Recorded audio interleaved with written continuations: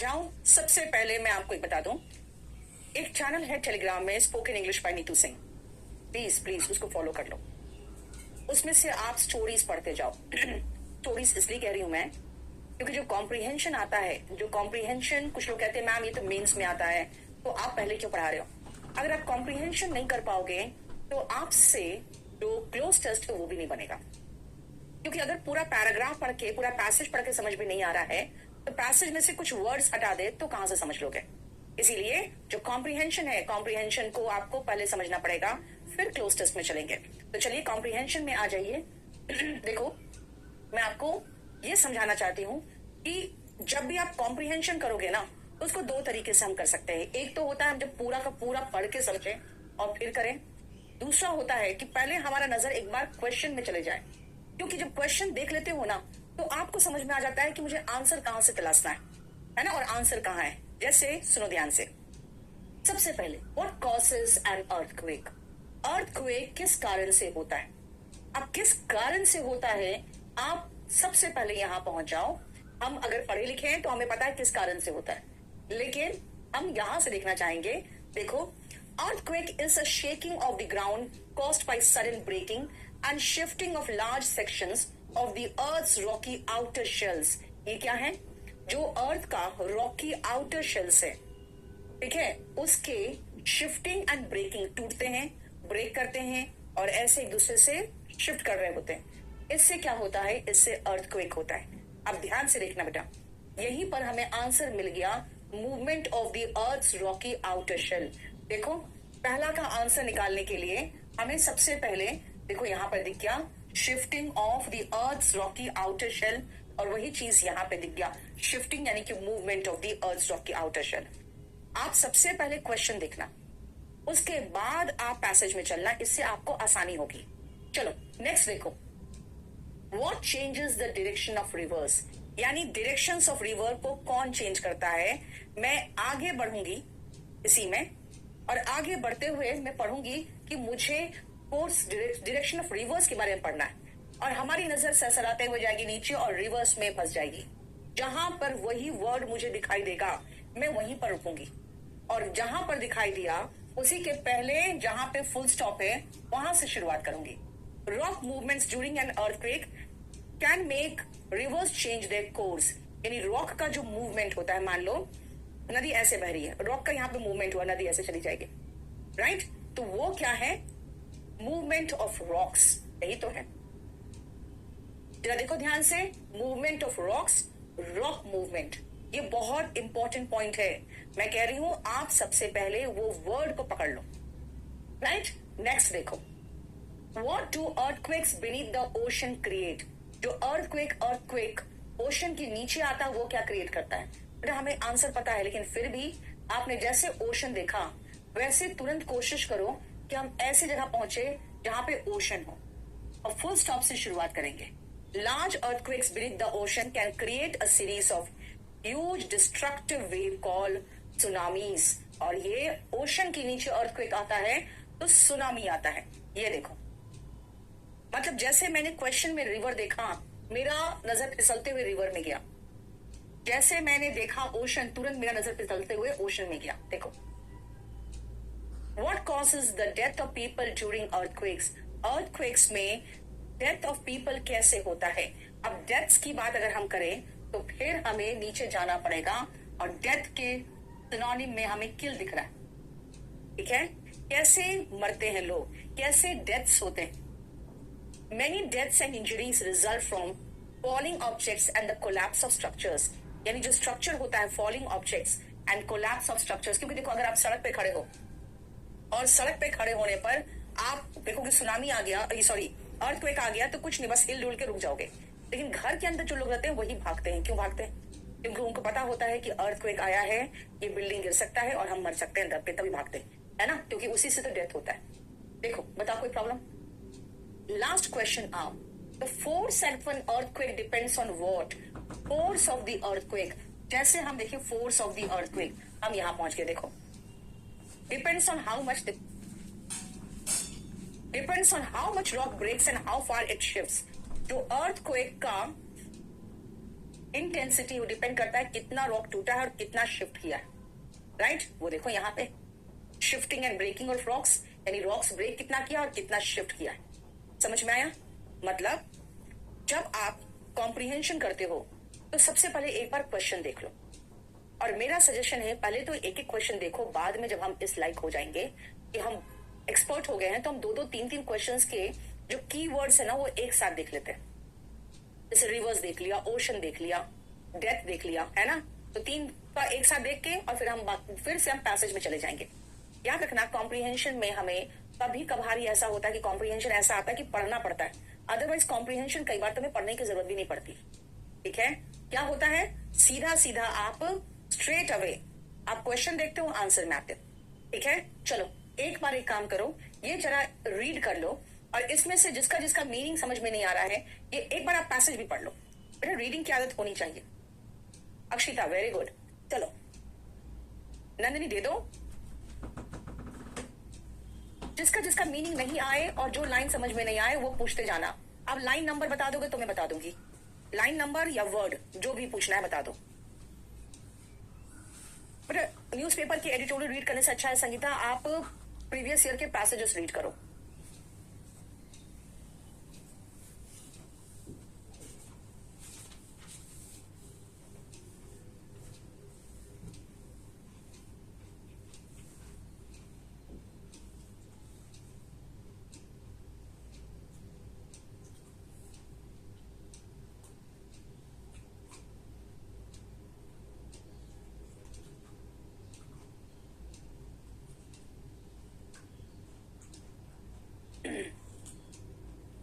सृष्टि बेटा अभी उस सब मत पूछो, ठीक है?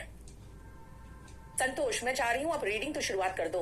बीनीथ का मतलब होता है ठीक नीचे, एकदम जैसे दबा हुआ कोई चीज हो किसी चीज के नीचे। ट्रिगर का मतलब होता है शुरुआत करना, जैसे आप बंदूक का ट्रिगर दबाते हो तो गोली चल जाती है ना, उसका मतलब शुरुआत करना। अर्थक्वेक ट्रिगर कर सकता है यानी शुरुआत कर सकता है। बीनीथ का मतलब के नीचे, एकदम उससे सटा हुआ। यस अनामिका कंप्लीट हो गया है। Fourth line 1 2 3 4 earthquake can trigger landslide. जो जमीन में फिसलन हो जा, जो जमीन फिसल के नीचे चला जाता है ना, अर्थक्वेक वो भी शुरू कर सकता है, लैंडस्लाइड भी शुरू कर सकता है। Third line rock movement during an earthquake can make reverse change their course. जो रॉक मूवमेंट होते हैं ना अर्थक्वेक के दौरान, वो रिवर का रास्ता यानी नदियों का नाला का रास्ता भी बदल सकते हैं, नदियों का रास्ता भी बदल सकते हैं। सुनामी नहीं पता आपको, जब अर्थक्वेक ओशन के नीचे आता है तो पूरा का पूरा ओशन में बहुत बड़े बड़े लहरें उठती है। अब आसपास के जो शहर वगैरह होते हैं कोस्टल एरियाज के, वो पूरा खत्म हो जाते हैं। डिस्ट्रक्टिव होता है, जो नाशक होते हैं, जो नाश कर देंगे। नेहा कुमारी क्या अननेसेसरी सेंटेंस लिखती हो? प्लीज बोलिए ना मैम, क्या बोलूं मैं? तब से तो बोल ही रही हूं।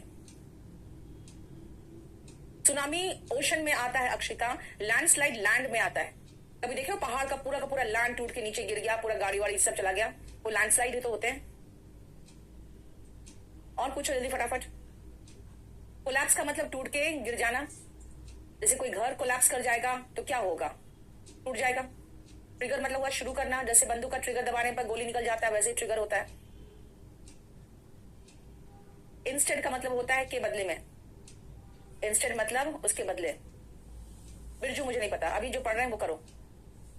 फोर्थ लाइन बता दी आपको, हो गया? फेटिलिटीज का मतलब होता है डेथ।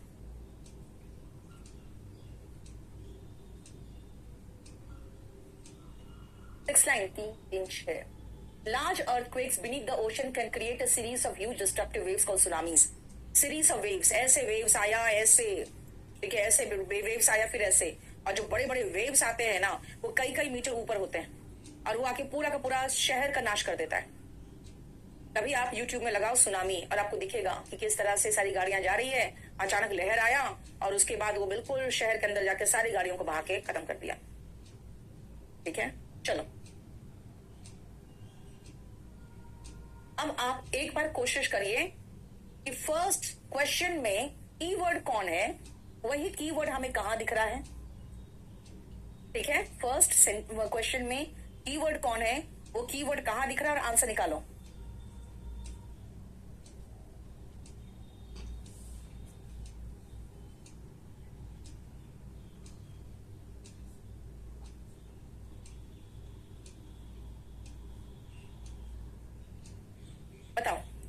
रॉकी मतलब होता है बेटा चट्टान वगैरह से रिलेटेड, चट्टान युक्त पत्थर। फर्स्ट का आंसर बताओ क्या है? अनु आंसर बताओ बेटा, आंसर बताओ।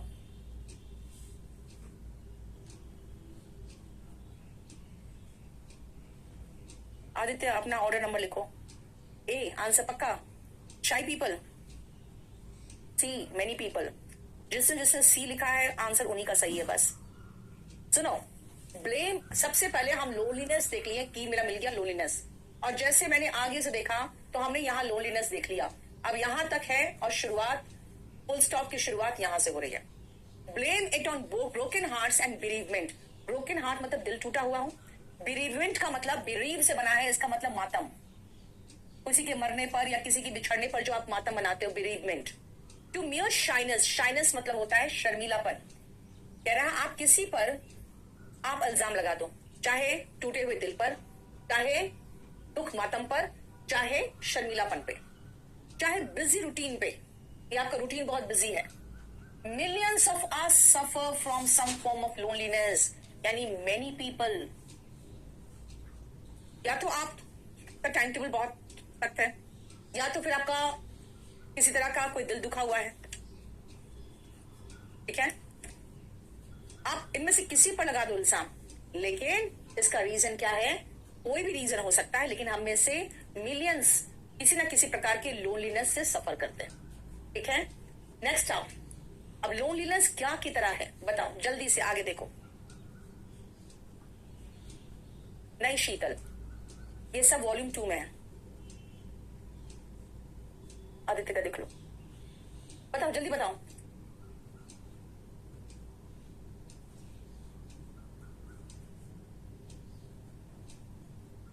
लोनलीनेस इज लाइक, हमने यहां तक देख लिया था। जैसे आगे पढ़े, like a disease it cuts across class.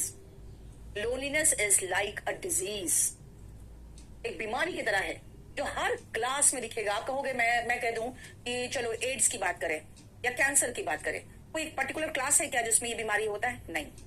तो लोनलीनेस भी एक बीमारी की तरह है, जो कोई क्लास हो, कोई एज ग्रुप हो या कोई जेंडर हो, उससे कोई फर्क नहीं पड़ता, ठीक है?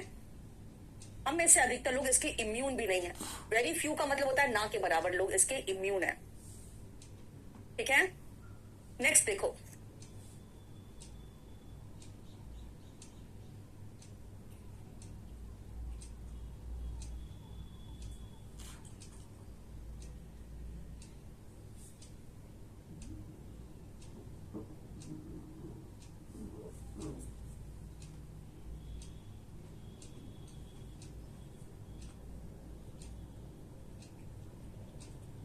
बताओ आंसर क्या होगा? ये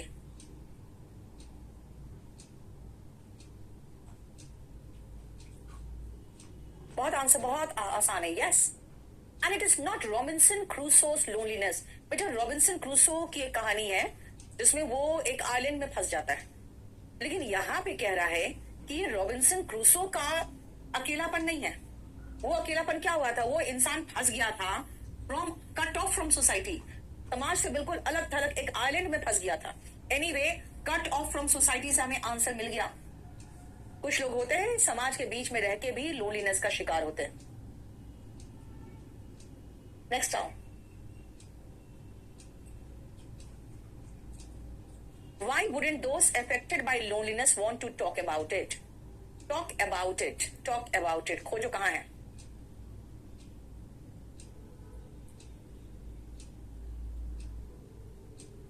क्यों नहीं बात करना चाहते हैं?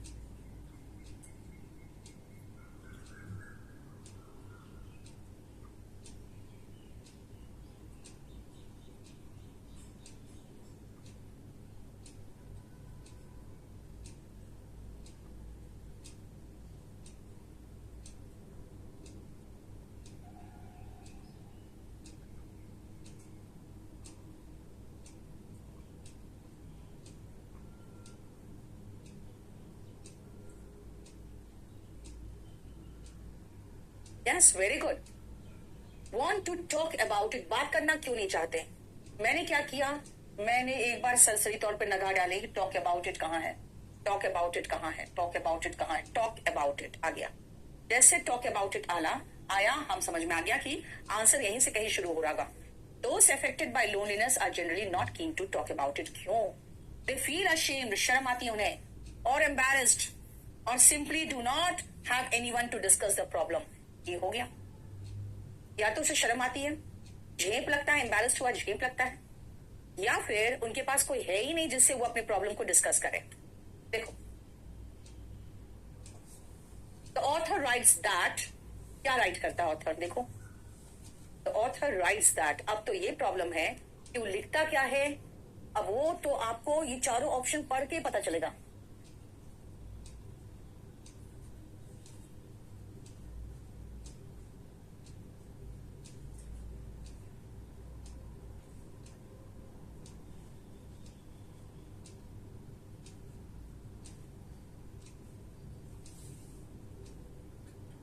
देखो बेटा, इस टाइप के क्वेश्चन में ही ना आप फंस जाओगे, क्योंकि ये चारों को खोजना पड़ेगा। चलो,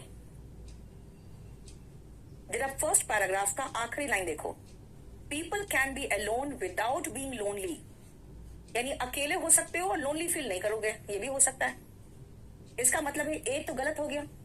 ए कह रहा है कि लोग लोनली तभी फील करते हैं जब वो अकेले होते हैं, लेकिन यहां पे क्या कह रहा है पहला पैराग्राफ में कह रहा है people can be alone without being lonely, बिना लोनली फील किए। आप अकेले हो तब भी अपने में मस्त हो, इसका मतलब है कि अलोन हो लोनली फील करोगे जरूरी नहीं। और लोनली इन ए क्राउड में, भीड़ में हो तब भी लोनली फील कर रहे हो, ठीक है। People can be alone and not feel lonely, ये चल सकता है कि हो सकता है तुम अकेले हो फिर भी लोनली फील ना करो। Loneliness is caused by Robinson Crusoe, ये तो बिल्कुल ही गलत हो गया। और एक्सटेंडेड फैमिली का कॉन्सेप्ट अभी भी स्ट्रॉन्ग है। जरा देखिए तो एक्सटेंडेड फैमिली कहां दिख रहा है आपको? यहां दिख रहा है। The concept of extended family has weekend, strong अभी भी नहीं है, वीक हो चुका है। इसका मतलब आंसर इज बी। ये कहां से हो गया अक्षिता? कह रहा है अभी भी स्ट्रॉन्ग है, यहां कह रहा है वीक हो चुका है, ठीक है। मौसेरी बहन, चचेरी बहन, कहां तुम लोग मतलब रखते हो किसी से? चलो अब जरा अगेन पहले क्वेश्चन देखो और उसके बाद पैराग्राफ में जाओ, पैसेज में जाओ।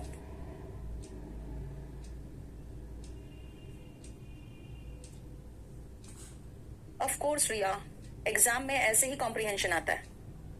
ट्रांसिएंट का मतलब होता है क्षणिक, बहुत थोड़े समय के लिए, प्रसून। अच्छा एक सेकेंड, चलो इसमें एक काम करो, आप जरा एक बार इसको रीड करो और कोई लाइन समझ में नहीं आ रहा है पूछ लो, या फिर कोई वर्ड समझ में नहीं आ रहा है वो पूछ लो। राज वेरी गुड। जो लाइन समझ में नहीं आ रहा है लाइन का नंबर लिख देना।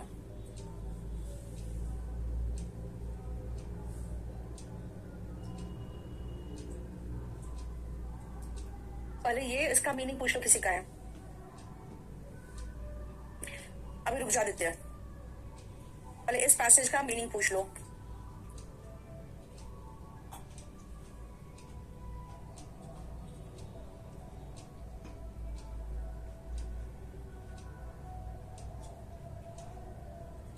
नाइन्थ नंबर वाला लाइन, 1 2 3 4 5 9 कह रहा है people can be alone without being lonely, अकेले हो गए शायद लेकिन लोनली फील ना करो, ये भी हो सकता है।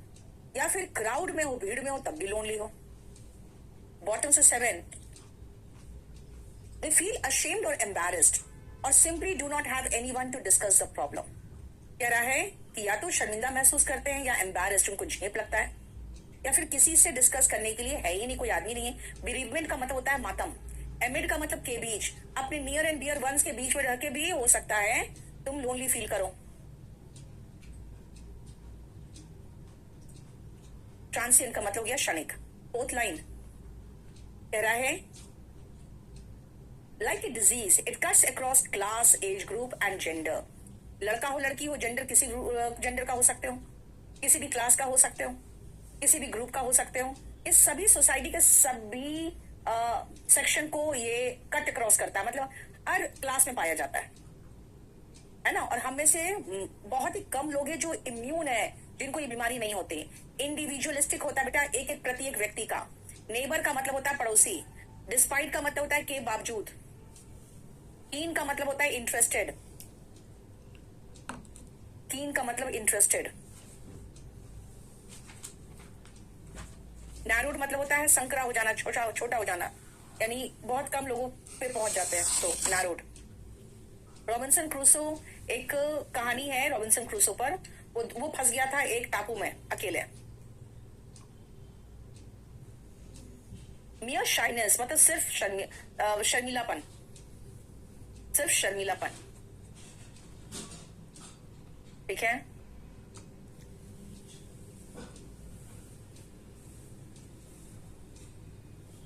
देखो क्या कह रहा है, and it is not Robinson Crusoe's loneliness, यानी कि ये रॉबिन्सन क्रूसो वाला अकेलापन नहीं है।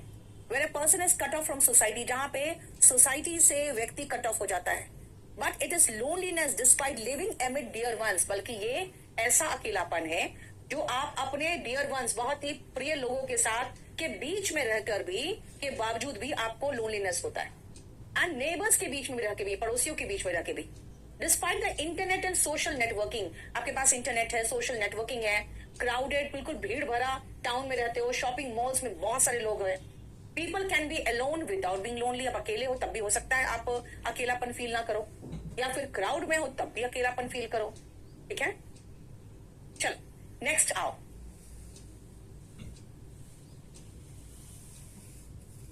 पहले क्वेश्चन देखना और उसके बाद आंसर सर्च मारना। पहले सब क्वेश्चन कर लोगे फिर मैं चलूंगी, उसके बाद मैं कराऊंगी। अनु पांडे बेटा, उसमें OUR लगाते हैं ना, कोई कहीं जगह पे OR भी लगा रहता है, वो छोड़ दो आप।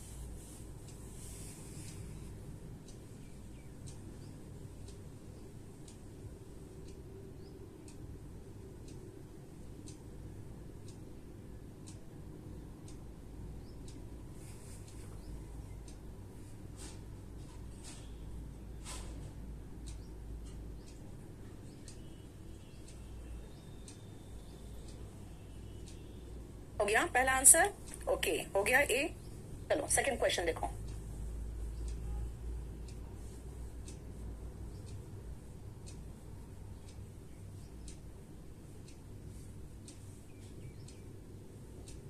ये तो आपको उसे देखना भी नहीं है, तो आपको आना चाहिए।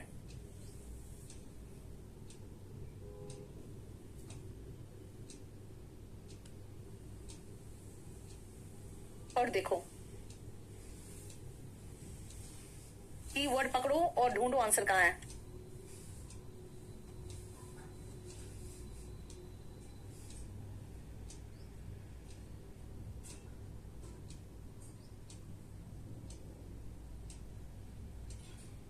इसका ढूंढो जल्दी जल्दी।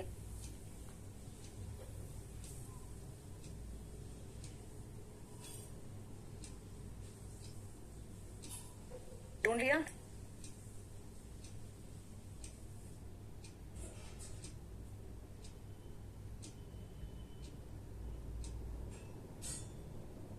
चलो देखो नेक्स्ट। इस तरह के क्वेश्चन में आप फंसोगे, इसमें चारों आंसर सर्च मारना पड़ता है। इसे जब समय कम होता है ना, तो इस तरह के क्वेश्चंस को छोड़ के आगे बढ़ते हैं, ये बाद में करेंगे। इसमें चारों का देखना पड़ेगा आपको।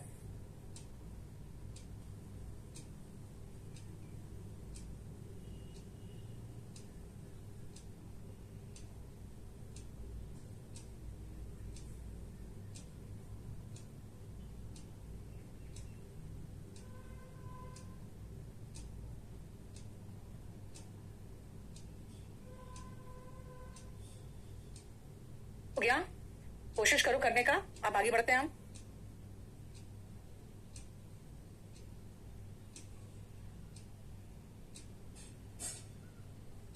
क्वेश्चन नंबर के साथ आंसर लिखना, जैसे अनामिका सही लिख रही है, 3 का, 2 का।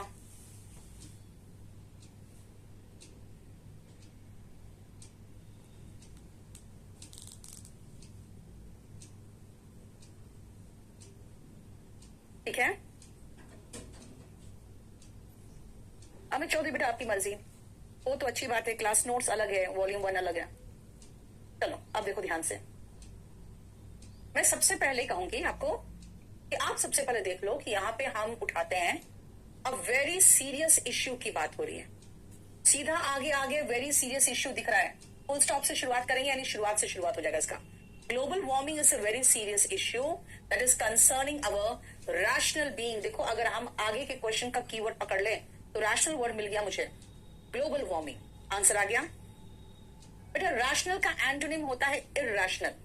रैशनल होता है जो तर्क पे बात करते हैं, जो तार्किक होते हैं, जो तर्क पे यानी रीजंस पे बात करते हैं, वो रैशनल होते हैं। जो कोई रीजन पे बात नहीं करते हैं वो इरैशनल होता है। ठीक है, रैशनल का उल्टा इरैशनल। देखो What might lead to a change in ocean currents? अब ocean currents जो वर्ड है ये हम ढूंढेंगे, और ocean current में change in ocean current यहाँ दिख गया मुझे। अब आगे देखो फुल स्टॉप कहाँ है, यहाँ इसके बाद The rise in temperature might lead to a change in ocean current. Rise in temperature ये रहा, लेकिन rise in temperature तो मुझे यहाँ भी दिख रहा है। ठीक है, आगे देख लेते हैं। The result will be disruption of the entire marine ecosystem. बेटा रिजल्ट होगा, उसका परिणाम होगा कि पूरा का पूरा जो समुद्रीय इकोसिस्टम है ना, पूरा समुद्र में जितने जीव जंतु है, वहां का पानी वगैरह सबका जो इकोसिस्टम होता है, जिसको पारिस्थितिक संतुलन कहते हैं शायद ना, ठीक है, उसमें उथल पुथल मच जाता है। वो रिजल्ट होता है, वो कॉज नहीं होता, वो रिजल्ट होता है, इसलिए ये नहीं रहा। Second, according to the author. अब इसका आंसर मैं सबसे लास्ट में देखूंगी क्योंकि मेरे पास समय 1 मिनट बचा हुआ है और मैं ये 4 आंसर करने के बदले में अगला 4 क्वेश्चन बना सकती अगर मैं ये सोचूं तो। क्वेश्चन एग्जाम में ऐसे करोगे, what appears to face a threat of extinction. जैसे हम थ्रेट ऑफ एक्सटिंक्शन यानी विलुप्त होने का थ्रेट यानी कि खतरा, थ्रेट ऑफ एक्सटिंक्शन वर्ड ढूंढो आप फटाफट, कहां पे है, कहां है।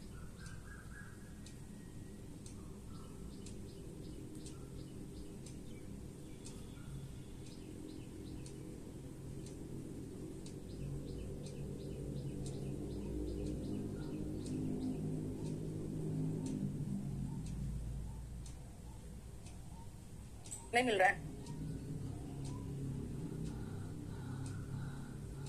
लास्ट वर्ड है थ्रेट ऑफ एक्सटिंक्शन।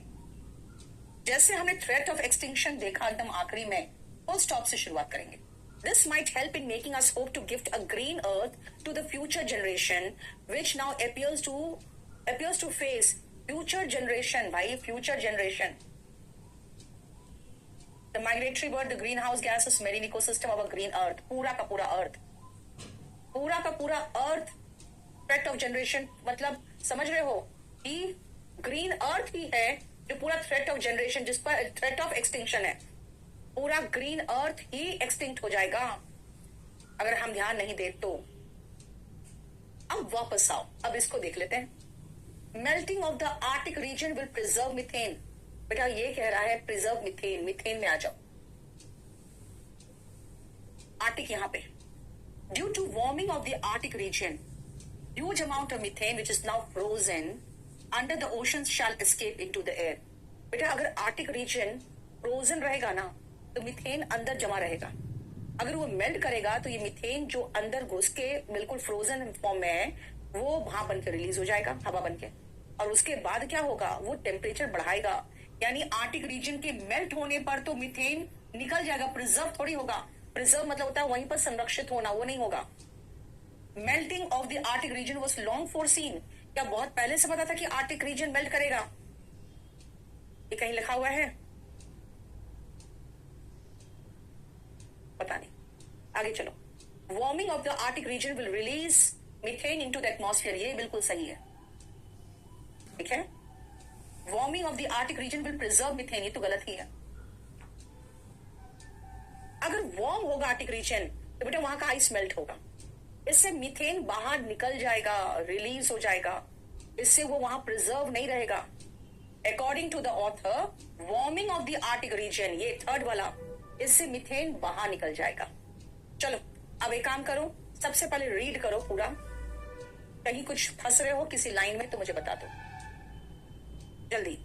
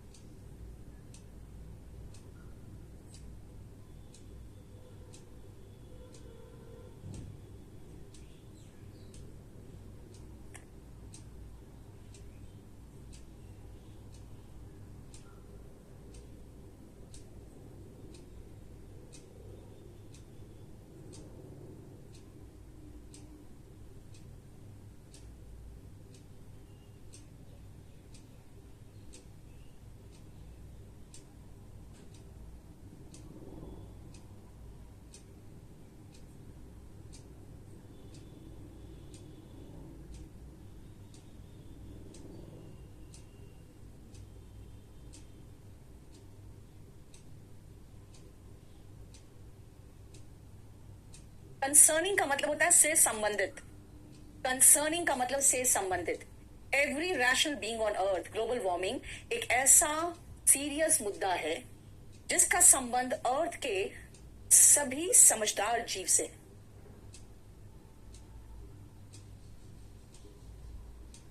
कंसर्न का मतलब से संबंधित। मेटिंग का मतलब होता है जब नर और मादा का मिलन होता है, वो मेटिंग कहते हैं। डिसरप्शन का मतलब उसमें रुकावट। डिसरप्शन इज रुकावट। 5 लाइन ऊपर से 3 4 5। The rise in temperature might also lead to a change in ocean current which might change the direction. भाई ओशन करंट का डायरेक्शन भी चेंज हो जाता है अगर राइज इन टेम्परेचर होता है तो। माइग्रेटरी बर्ड्स होते हैं ना बेटा, जो बहुत ठंडा देश से गर्म देश में जाने लगते हैं जब बहुत ठंड का मौसम आता है, देखते वो सुंदर सुंदर पंछी पार होते हैं। नेगेटिव का मतलब होता है नकार देना, उसको कट्टम कुट्टी लगा देना, नकार देना। 7th line 1 2 3 4 5 6 7। The result will be the disruption of the entire marine ecosystem. समुद्री जीव का जो इकोसिस्टम है उसमें पूरा कंप्लीट एक रुकावट पैदा होगा। इंडिविजुअल का मतलब होता है प्रत्येक। फ्रोजन मतलब जमा हुआ। फ्रोजन मतलब जमा हुआ। जितना ज्यादा रीड करोगे ना उतना ज्यादा आपकी समझ विकसित होगी। एपियर मतलब होता है प्रकट होना या दिखना, ऐसा प्रतीत होना। फोरसीन का मतलब है पहले से दिख जाना, पहले से आपको पता है या देख चुके हो। विशियस का मतलब होता है बेटा जो आप कहते हो खराब, ठीक है, वाइस से बुराई से रिलेटेड होता है, बुराई भरा, बुराई से भरा हुआ। इंडिविजुअल का मतलब प्रत्येक, हर व्यक्ति का, individual. Individual environment conscious, conscious मतलब अवगत। एमिशन होता है उत्सर्जन, निकलना, जैसे गैस का निकलना, मीथेन का निकलना। आर्टिक रीजन तो को पता ही होगा यार, ज्योग्राफी का हम कैसे बताएं तुमको। आर्टिक रीजन है, ARC है।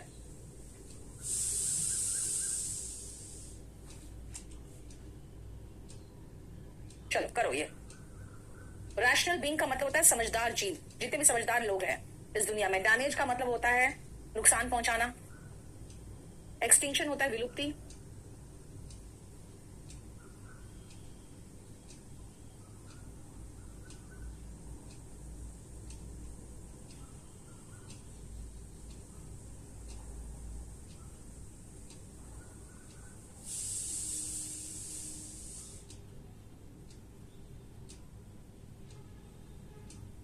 फ्रोजन का मतलब जमा हुआ, जैसे पानी जम जाता है तो फ्रोजन हो जाता है।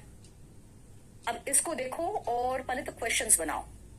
थ्रेट ऑफ एक्सटिंक्शन मतलब होता है विलुप्त होने का खतरा, विलुप्त होने का खतरा। चलो 1 देखो क्वेश्चन। थ्रेट नहीं है आदित्य, थ्रेट है, थ्रेट। प्रोलिफरेशन मतलब होता है बेटा संख्या में ज्यादा होना। फर्स्ट का आंसर हो गया। चलो सेकंड का देखो।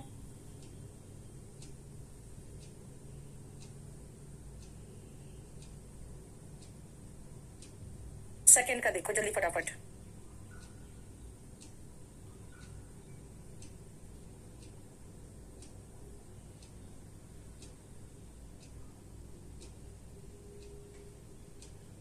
डायलॉग का मतलब संवाद होता है, जो आप बात करते हो एक दूसरे से, आपके डायलॉग्स होते हैं। 1 का आंसर तो हो गया, सेकंड का बताओ।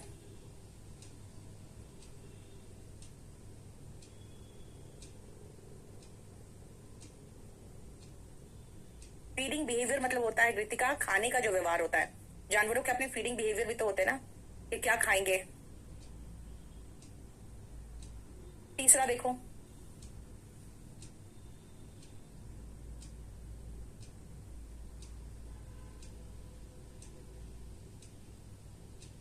बेटा सबका मैं रिप्लाई कर रही हूँ। अब तुम लोग का आंसर नीचे जा रहा है तो मैं क्या करूं, बहुत तेजी से नीचे जाता है। जल्दी फटाफट करते जाओ।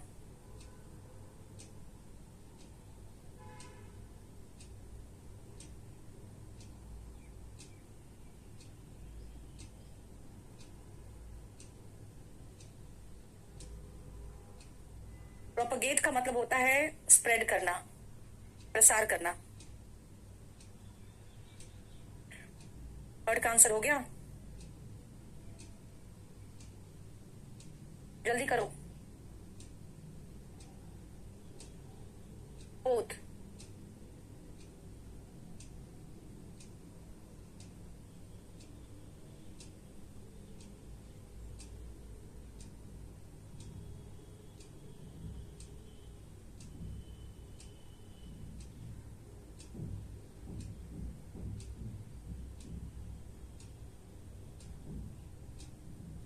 गया?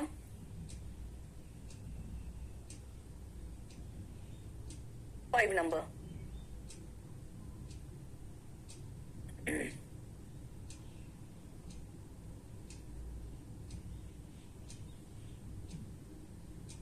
ट्रूप का मतलब होता है TROUPE, group of dancers, group of performers, उसको ट्रूप कहते हैं। डांसर्स और परफॉर्मर्स के ग्रुप को ट्रूप कहते हैं।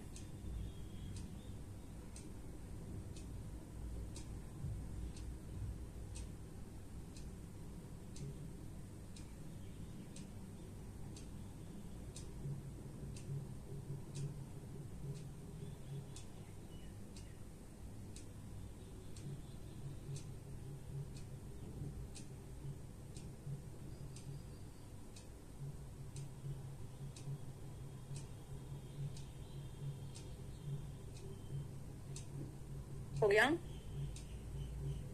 चलो शुरू करें। क्या हुआ?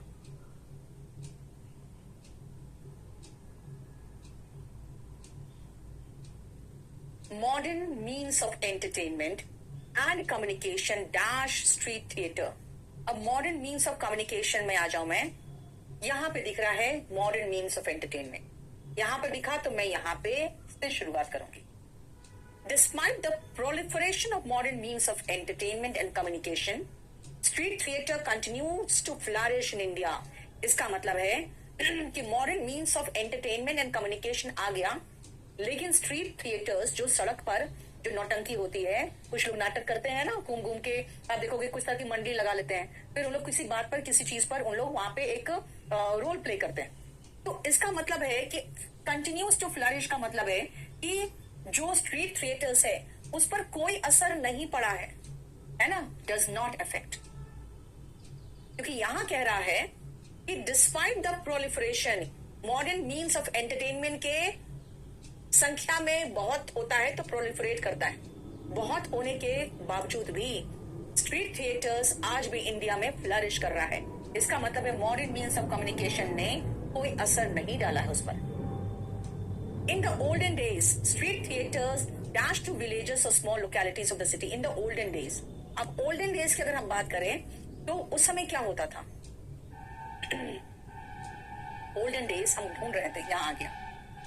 Unlike olden days, its performance is no longer restricted to the villages. यानी कि प्राचीन काल में क्या था? स्ट्रीट थिएटर्स, ओल्डन डेज में स्ट्रीट थिएटर्स सिर्फ गांव में था। क्योंकि अगर अनलाइक बोल रहा है इसका मतलब है कि पहले की तरह अब बात नहीं रही। तो पहले क्या होता था? ये सिर्फ विलेजेस में रेस्ट्रिक्टेड रहता था। अब ये विलेजेस में ही खाली रेस्ट्रिक्टेड नहीं है, no longer restricted. In the olden days street theatre was restricted to villages or small localities. पहले वहीं पर था, अब नहीं है। Unlike in the olden days का मतलब हुआ ओल्डन डेज के जैसा अब नहीं है। इसका मतलब है कि पहले क्या था, वो सिर्फ विलेजेस में ही था। Street theatre usually dash with issues of public interest importance. Street theatre क्या करता है? डील्स करता है, पब्लिक इंपॉर्टेंस के इश्यू पर डील करता है। जैसे जब फैमिली प्लानिंग की बात होने लगी कि सब लोगों के 6-7 बच्चे होते हैं, तो किस तरह से फैमिली प्लानिंग किया जाता है और कैसे आप फैमिली को छोटा रख सकते हो, उसके लिए ऐसे ही स्ट्रीट थिएटर्स होते थे। सड़क पे ऐसी नौटंकी की जाती थी लोगों को बताने के लिए कैसे आप अपने फैमिली प्लान कर सकते हो। तो ये पब्लिक इंपॉर्टेंस के जो इश्यूज है, स्ट्रीट थिएटर्स उनसे डील करता है। देखो यहां पर आंसर भी दिखेगा आपको।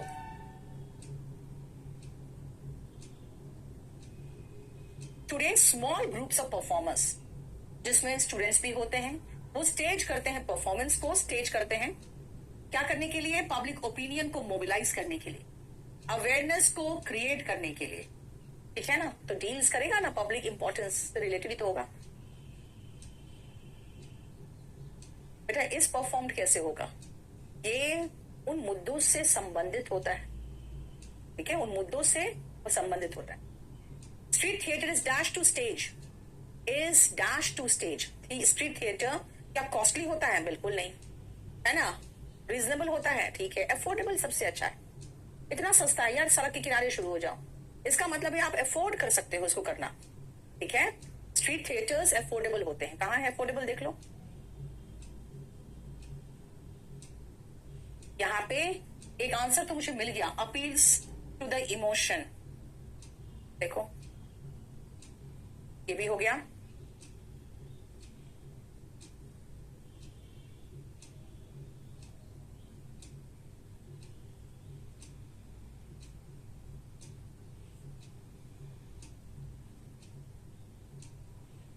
ये आंसर आपको यहां दिख रहा है, इमोशनल इम्पैक्ट रखता है। मैं अभी आपको पूरा मीनिंग समझा दूंगी, फिर आपको अच्छे से समझ में आ जाएगा। अब कहोगे आप पहले क्वेश्चन नहीं करा देते हो, पैसेज तो पढ़ाते ही नहीं हो। बेटा हमें कॉम्प्रिहेंशन इसी तरीके से करना है, कम से कम समय में सारे क्वेश्चंस बनाने हैं, और वहां पे हमें कोई अपना ज्ञान नहीं बढ़ाना है। हाँ अभी आप अपना ज्ञान बढ़ा लो, अभी आप सारे पैसेजेस में पहले मेरे हिसाब से कर लेना, और उसके बाद सब रीड करो। रीड करने से क्या होगा ना, आपकी अंडरस्टैंडिंग डेवलप होगी। चलो मैं बताती हूँ। बिल्कुल नहीं करना है संगीता, पूरा कॉम्प्रिहेंशन रीड करोगे पर टाइम पूरा खराब हो जाएगा। अब जरा ध्यान से देखो इसका मीनिंग क्या है इस पैसेज का। ये कह रहा है स्ट्रीट थिएटर जो है ना इंडिया में, एक well established ancient art form है। ये प्राचीन आर्ट फॉर्म है, बहुत ही अच्छे से अपनी जड़ें पकड़ा हुआ है, वेल एस्टैब्लिश्ड है। डिस्पाइट, किस चीज के बावजूद, डिस्पाइट मतलब के बावजूद, the proliferation of modern means of entertainment. अब हमारे मॉडर्न मीन्स ऑफ एंटरटेनमेंट यानी कि जो नए माध्यम है मनोरंजन का, उसमें कई चीजें इंक्लूड है, सोशल मीडिया, इलेक्ट्रॉनिक मीडिया है, मैगजीन्स है, मतलब इतनी सारी चीजें है ना। नहीं देख रहे हो ना, व्हाट्सएप है, यूट्यूब है, इंस्टाग्राम है। And communication, street theatre continues to flourish in India. इतनी चीजों के होने के बावजूद जो सड़क पे नाटक नौटंकी होती है वो आज भी इंडिया में चल रहा है, फ्लरिश कर रहा है। Street theatre as a channel of communication has for centuries been propagating का मतलब होता है प्रचार प्रसार करना, रिफॉर्म्स यानी सुधार। ये सदियों से प्रचार प्रसार कर रहा है, किसका, सुधार का। इस चीज को हाईलाइट ज्यादा जोर दिखाते हुए किस चीज पर, सामाजिक, इकोनॉमिक और पॉलिटिकल, राजनीतिक इश्यूज को जो हमारे समाज में प्रेजेंट है उस मुद्दों को उठाकर ये बहुत अच्छे से उनको रिफॉर्म कर रहा है, यानी कि सुधार कर रहा है। Unlike in the olden days, its performance is no longer restricted to villages और स्मॉल लोकेलिटीज। बेटा छोटे शहर, छोटे गांव में ये अभी ऐसा नहीं कि वहीं पर रिस्ट्रिक्टेड है ना। पुराने समय में वहीं पर रिस्ट्रिक्टेड होता था, लेकिन अब ऐसा नहीं है। अब ये कहां पर है, बड़े शहरों में भी है, ठीक है। और स्मॉल लोकेलिटीज ऑफ सिटी के छोटे छोटे लोकेलिटी में नहीं है खाली। अब कहां ये, today small groups of performers including students would stage performance, यानी परफॉर्मेंस को स्टेज करते मतलब करते हैं, कहां करते हैं, मोबिलाइज पब्लिक ओपिनियन को मोबिलाइज करने के लिए, यानी कि मोबिलाइज समझते हो ना, यानी कि फैलाने के लिए। कोई भी चीज मोबाइल होता है तो वो चल सकता है, वो कहीं जा सकता है, तो पब्लिक ओपिनियन को मोबिलाइज करने के लिए, और टू हेल्प क्रिएट और raise awareness over a particular issue of public importance. जो पब्लिक इंपॉर्टेंस का इश्यूज है उनको रेज करने के लिए। एम्स ऑन सब्सटेंस अब्यूज, जैसे ड्रग्स है उसका दुरुपयोग पर, एड्स का अवेयरनेस, एड्स से कैसे बचे, घरेलू हिंसा के मामले में, are some of the areas highlighted by contemporary street theatre troupe मतलब ग्रुप ऑफ परफॉर्मर्स। तो जो समकालीन, कंटेम्प्रेरी का मतलब होता है समकालीन, आज के जमाने के जो स्ट्रीट के परफॉर्मर्स है वो ऐसे मुद्दे उठा रहे हैं। Unlike in regular drama, street drama employ very little props and images. Regular drama में देखोगे बहुत सारी चीजें होंगी जो एकदम पूरा सजावट के साथ होगा पूरा स्टेज पे, नहीं है। सड़क पे कहाँ तुम ले आओगे ये सब चीजें, ठीक है ना। वो सब प्रॉप्स वगैरह जो होते हैं वो सब नहीं मिलेगा आपको, क्योंकि सड़क पे उनको करना है। तो human body becomes the main tool in which choreography यानी डांस वगैरह, माइम यानी एकदम मुंह का अभिनय बिना कुछ बोले, डायलॉग्स संवाद, songs and slogans are extensively used. Human body का इस्तेमाल किया जाता है, क्योंकि वहां पे आप कहां प्रॉप्स लगाओगे, कहां स्टेज को डेकोरेट करोगे। Street theatre is one of the most intimate media. Intimate मतलब होता है बिल्कुल एक दूसरे से संबंधित मीडिया, है ना। जैसे अगर मैं यहाँ खड़े होकर कर रही हूँ, आप मुझे यहाँ खड़े होकर देख रहे हो, तो इंटीमेट रिलेशन दिखेगा ना आपको। Its appeal to the emotion leading to quick psychological impact on audience. और एकदम पास खड़े होकर देख रहे हो ना, तो आपका ज्यादा दिमाग पे ये असर डालता है।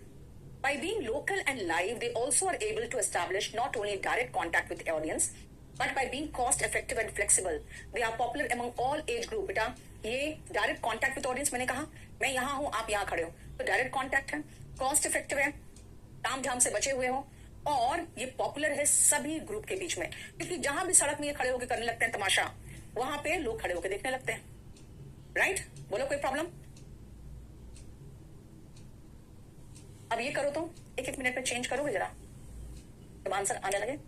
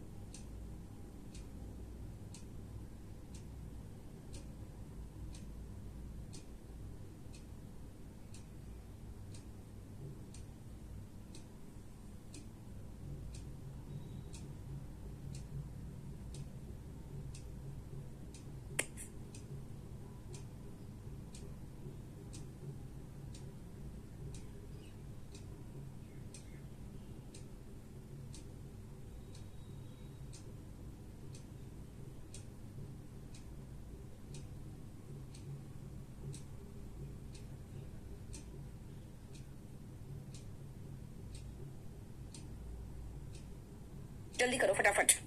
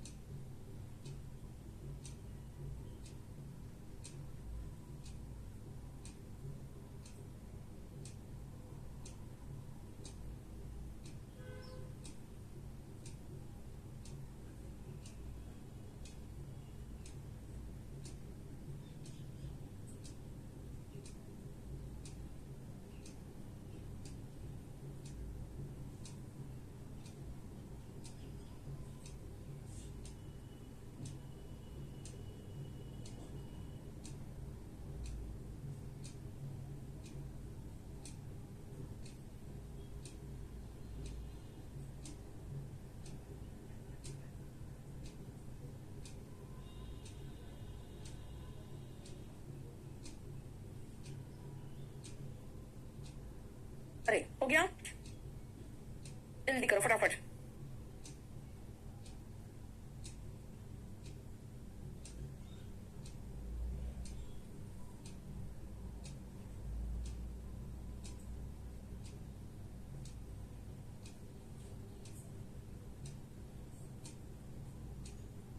चलो बेटा अभी पहले कर लो, उसके बाद मैं समझाती हूँ।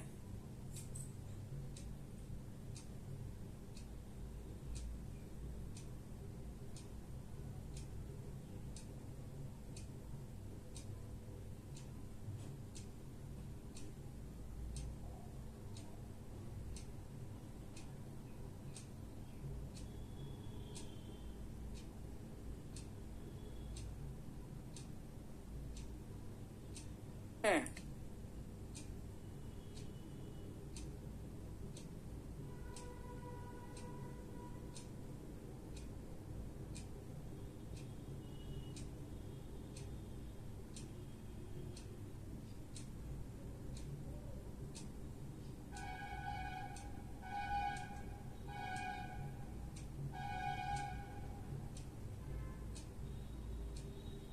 चलो शुरुआत करें।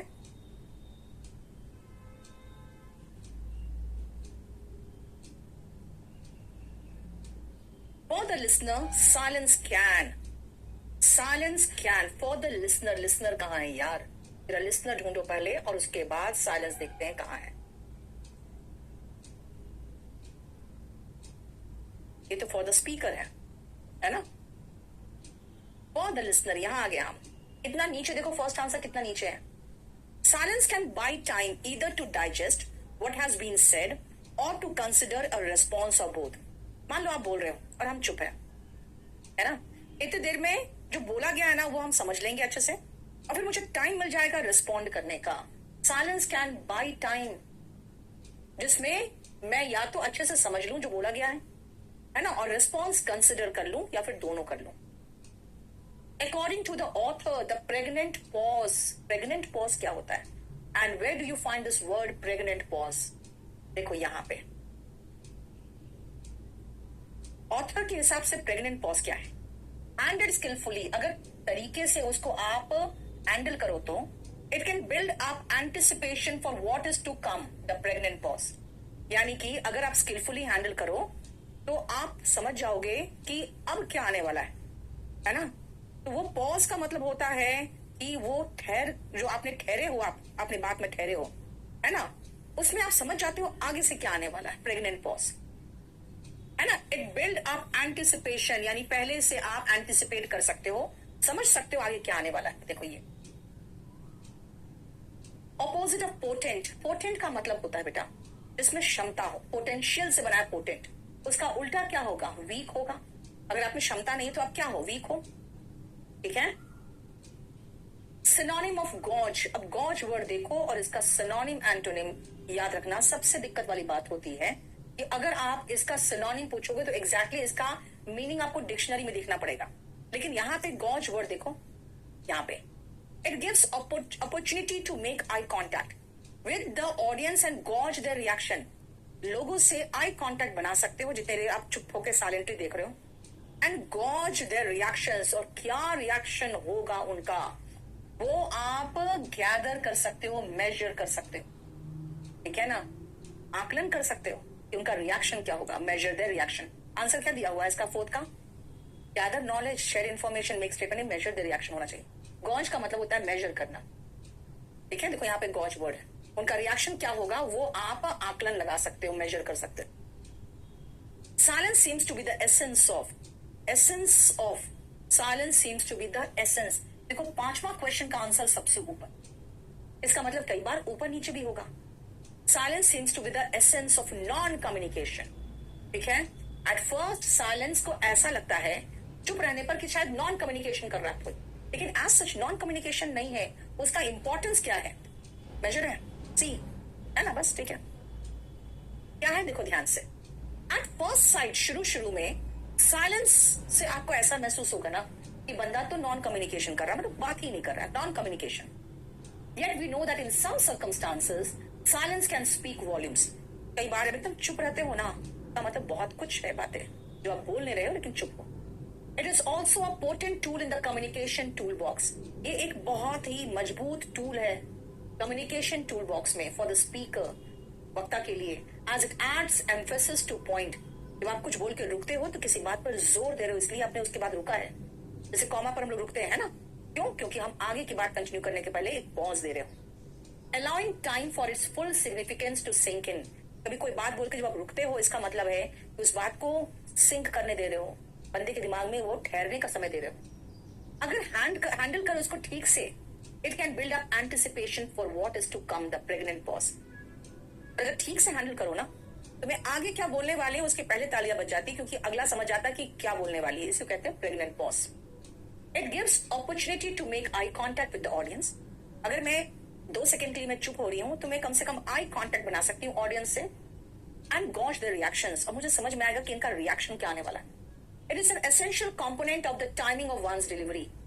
ये किसी का डिलीवरी का जो टाइमिंग है ना, वो बहुत बड़ा एसेंशियल कंपोनेंट्स है।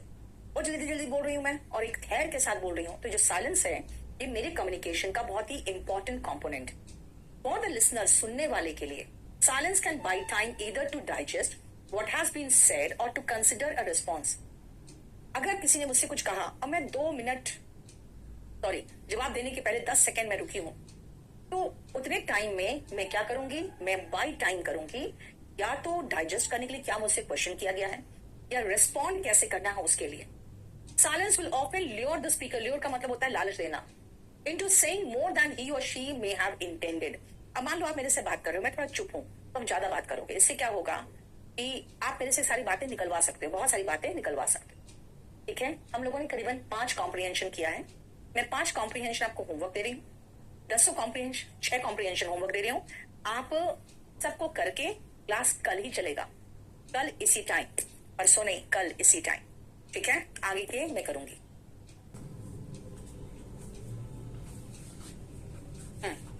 यस अशोक कुमार, बेटा कल मैंने कॉम्प्रिहेंशन ही कराया था, जरा उसको एक बार देख लेना, क्योंकि कॉम्प्रिहेंशन जब आप करते हो तो पूरा पैसेज एज सच शुरू में नहीं पढ़ते हो, आप सिर्फ पढ़ते हो क्वेश्चन, उसके बाद जाते हो पैसेज में, उसी क्वेश्चन का की वर्ड पकड़ के अगेन नेक्स्ट आओ। देखो बेटा, जूनियर हिंदी ट्रांसलेटर के लिए ट्रांसलेशन लेना है तो स्पोकन का बैच ले लो, और स्पोकन से भी बेहतर बैच लेना है तो कंपल्सरी इंग्लिश का बैच ले लो।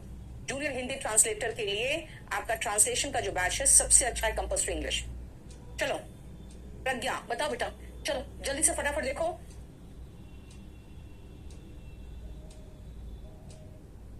जल्दी। यस ब्यूटी, हाँ एचसीएम का तो आ गया, एडमिट कार्ड फिजिकल का।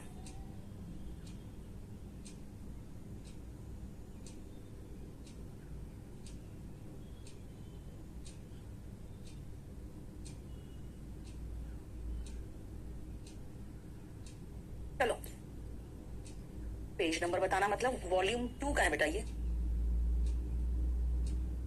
चैप्टर 42 में आ जाओ, वॉल्यूम 2 में बन गया। थैंक यू बेटा। 0 लेवल से इंग्लिश ब्यूटी, तब तो स्पोकन ले लो। अब हो गया? हाँ आज तो वही करवाएंगे। सेकंड क्वेश्चन देखो, फटाफट देखो।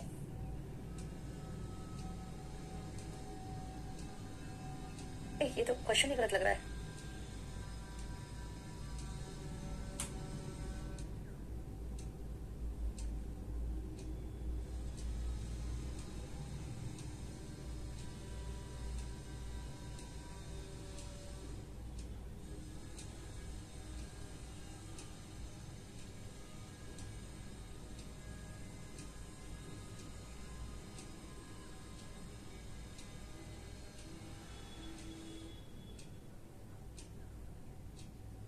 चलो देखते हैं, पहले देखो थर्ड क्वेश्चन देखो।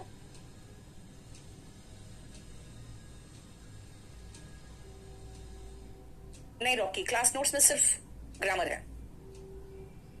कृष्ण निंदु बेटा कर लो ना यार, तुम लोग को खाली सिलेबस खत्म करना रहता है, इंग्लिश तो सीखना ही नहीं है तुम लोग को।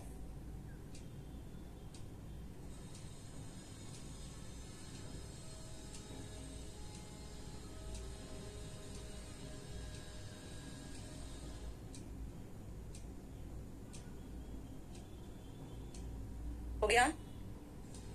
देवाशीष देखती हूँ, बैच में 61 है।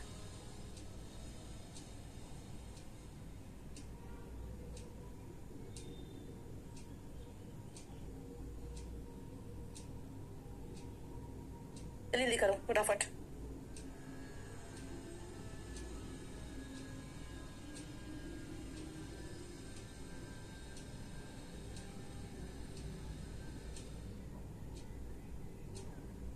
चलो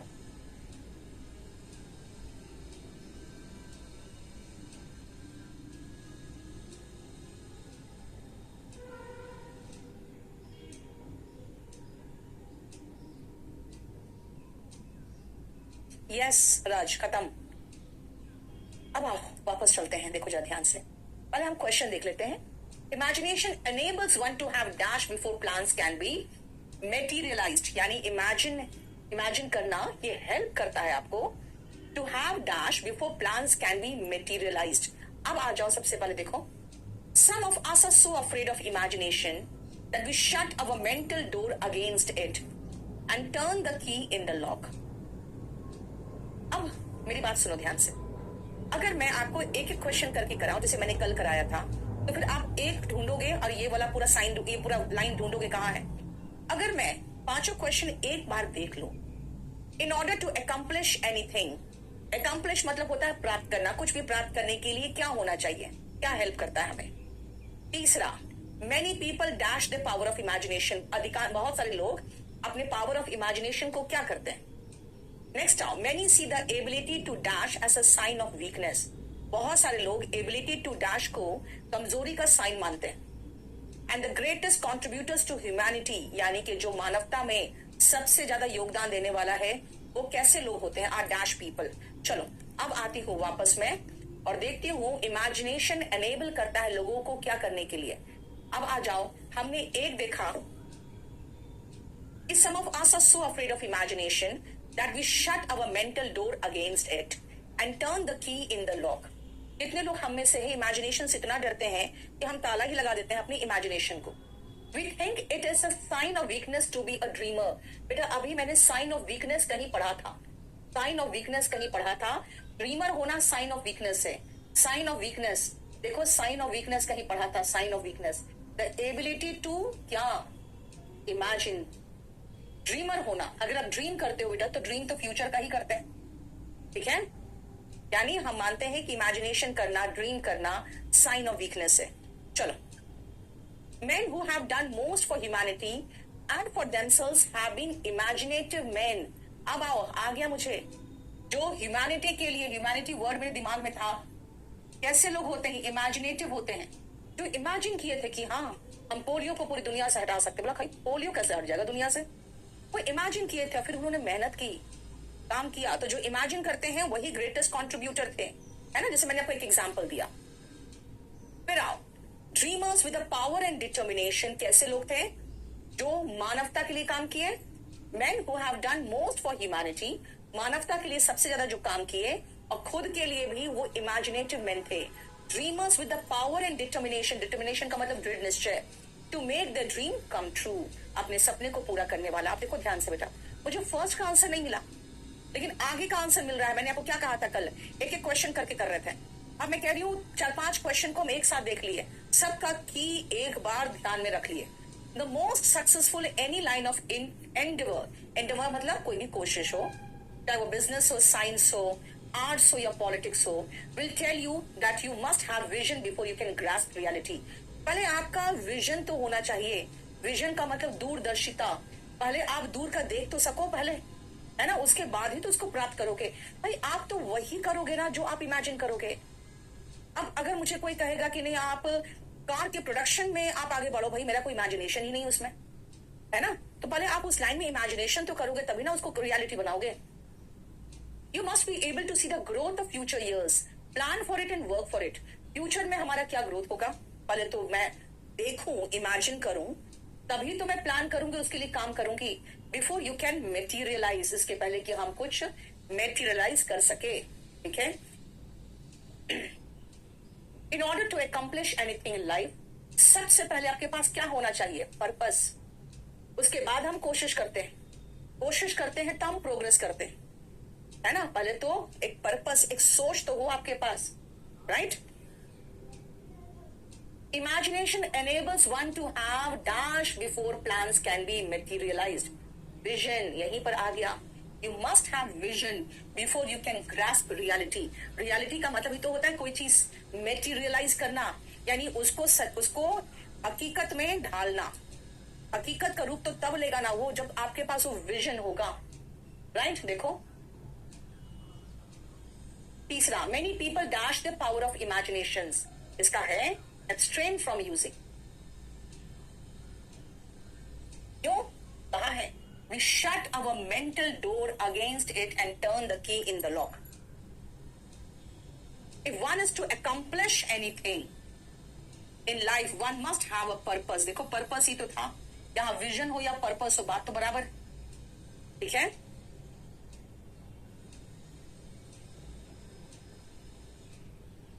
देखो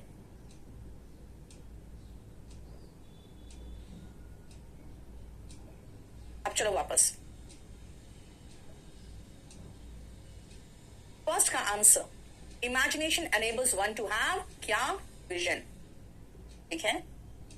उसके बाद कुछ भी अकम्प्लिश करने के लिए आपके पास क्या होना चाहिए? बिल्कुल एग्जैक्टली अकम्प्लिश वर्ड दिया हुआ है यहाँ पे, one must have a purpose, ठीक है। उसके बाद मेनी पीपल एब्स्ट्रेन फ्रॉम यूजिंग, दिया है कि हम ताला में चाबी लगा देते हैं, बिल्कुल।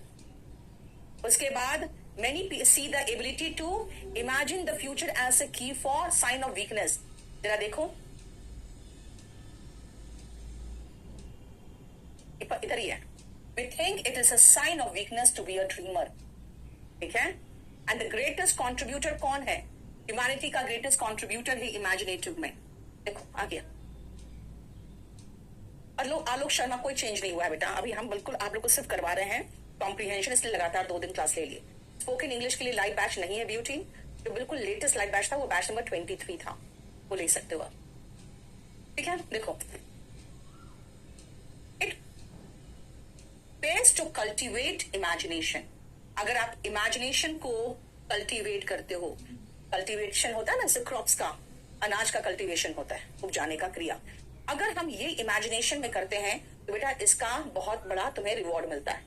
If one is to accomplish anything in life, one must have a purpose, an ideal and ideas। अगर किसी को कुछ करना है, जिंदगी में प्राप्त करना है, तो पर्पस होना चाहिए, एक आइडियल होना चाहिए और आइडियाज होना चाहिए।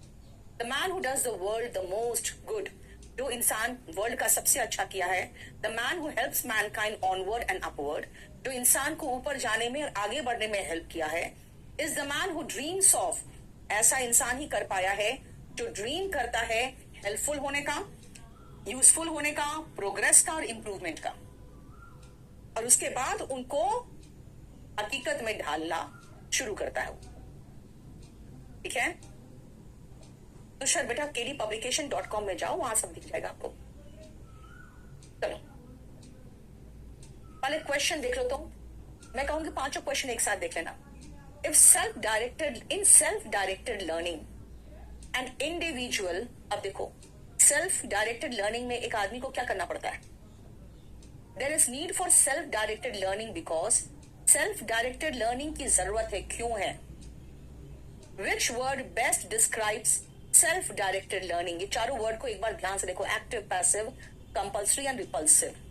कौन सा वर्ड है जो सेल्फ डायरेक्टेड लर्निंग को सबसे अच्छा एक्सप्लेन करता है? पांचों क्वेश्चन देख लोगे ना तो फिर आपको आंसर जहां मिलेगा वहीं रुक जाओगे. Modern environment according to author क्या है, कौन सा है?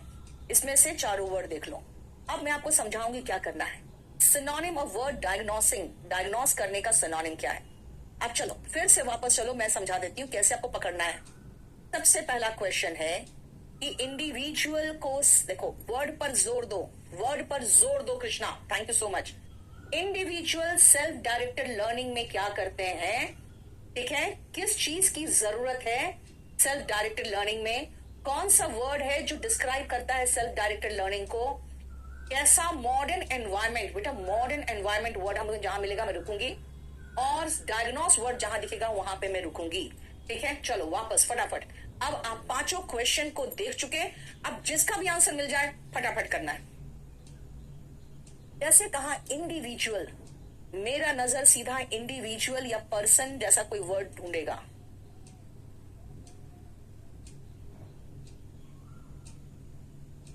Aditya Raj, very good. आलोक शर्मा, कोई बात नहीं बेटा, कर लेना ना. हो गया सेकेंड.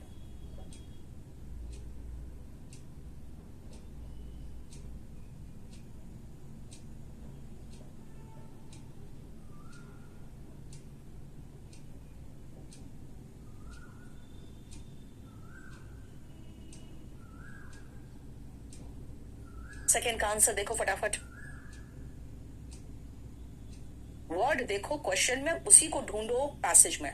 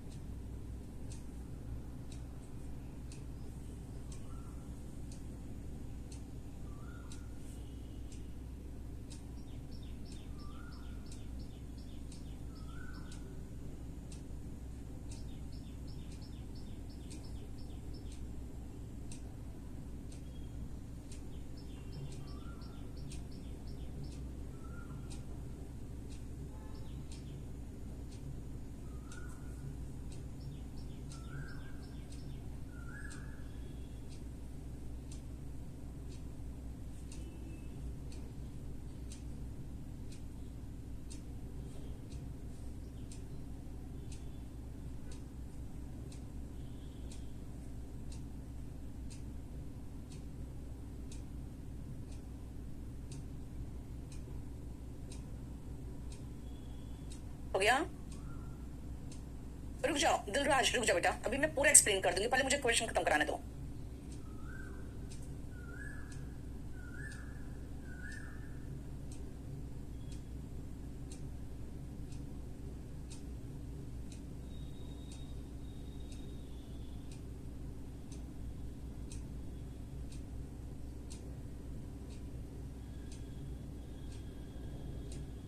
चलो सुनो.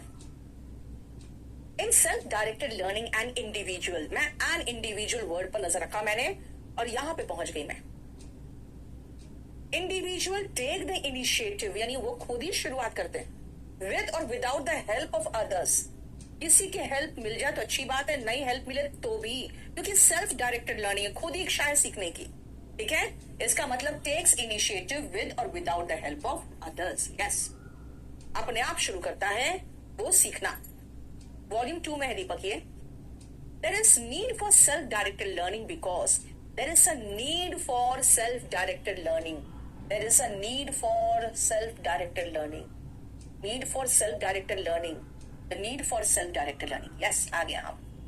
यहीं पर सेम क्वेश्चन रिपीटेड है। One reason is that there is convincing evidence. Evidence का मतलब साक्ष्य, और convincing का मतलब होता है जो आपको कह देगा कि हाँ ये बिल्कुल ऐसा ही होना चाहिए था, बिल्कुल जो कन्विंस कर दे, जो आपको सहमत कर दे, ऐसे साक्ष्य हैं। That people who take the initiative in learning learn more things and learn better than people. जो खुद ही चाहते हैं ना सीखना, वो ज्यादा चीजें सीखते हैं और ज्यादा बेहतर सीखते हैं। Learn more things, learn more things and learn better. देखो, which word describes self-directed learning?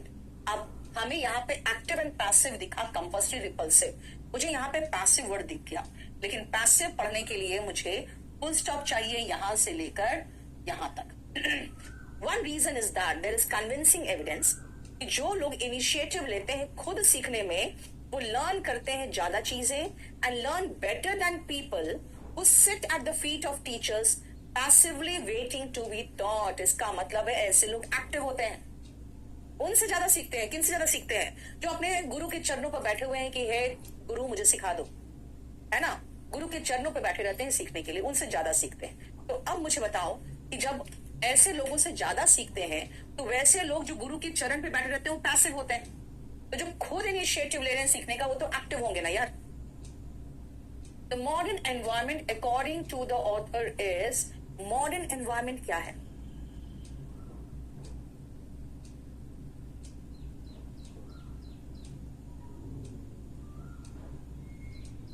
Today's modern word मुझे दिखा नहीं, लेकिन टुडेज दिखा। Today's instructive environment. Okay, self directed learning is more essential instructive. बेटा मुझे मॉडर्न वर्ड नहीं दिखा, टुडेज दिख गया। कभी कभी सिनोनिम में तो दिख जाएगा। यानी कि पैसिव, बेटा पैसिव का मतलब होता है आराम कर रहे हो, ठीक है। एक्टिव होता है जब आप कुछ काम करते हो, पैसिव होते हैं आराम कर रहे हैं, याद रखना, ठीक है।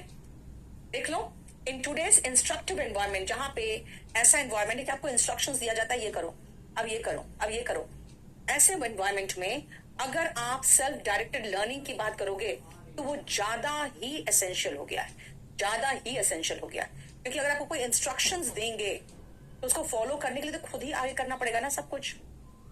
सिनोनिम ऑफ डायग्नोस, बेटा मुझे डायग्नोस तो यही कहीं दिख गया था, अब यहां से पता नहीं चल रहा है, फिर भी एक बार रीड कर लो। इन डायग्नोसिंग देयर लर्निंग नीड्स, कोई बीमारी जब डायग्नोस होता है तो क्या होता है, तो पता चलता है कि भाई ये बीमारी थी। ब्लड टेस्ट होता है, यूरिन टेस्ट होता है, सारा टेस्ट हो रहा है, क्यों हो रहा है? ताकि डायग्नोस हो सके, पता चल सके कौन सी बीमारी है, पता चल सके, बेटा आइडेंटिफाई कर सके। आपके सारे ब्लड टेस्ट, यूरिन टेस्ट, सारे ब्लड यूरिन वगैरह के एग्जामिन किया जाता है। क्यों एग्जामिन किया जाता है? टाइपली डायग्नोस कर सके कि भाई कौन सी इसको बीमारी है, आइडेंटिफाई, ठीक है। देखो अब मैं आपको सारा क्वेश्चन एक बार पहले दिखा दूं, अपने आप कीवर्ड ढूंढो तो, और उस कीवर्ड को पकड़ के अपने आप चलो तो। पहला का कीवर्ड देख लो कौन सा यूज करोगे, कौन सा है। सेकंड देखो, तीसरा,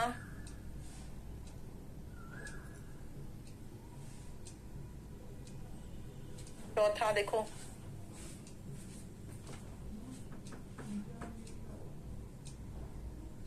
और 5। मुस्कान वेरी गुड। नहीं नवदीप अभी वो नहीं आया। चलो अब एक एक करके करो तो फटाफट।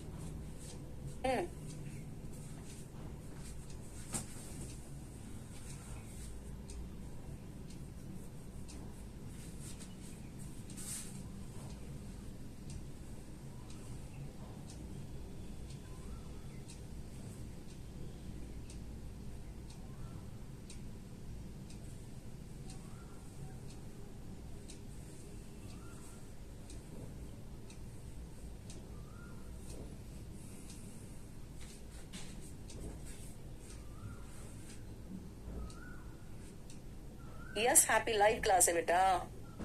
हाँ, तुम पागल की तरह दिमाग खराब कर रहते हो।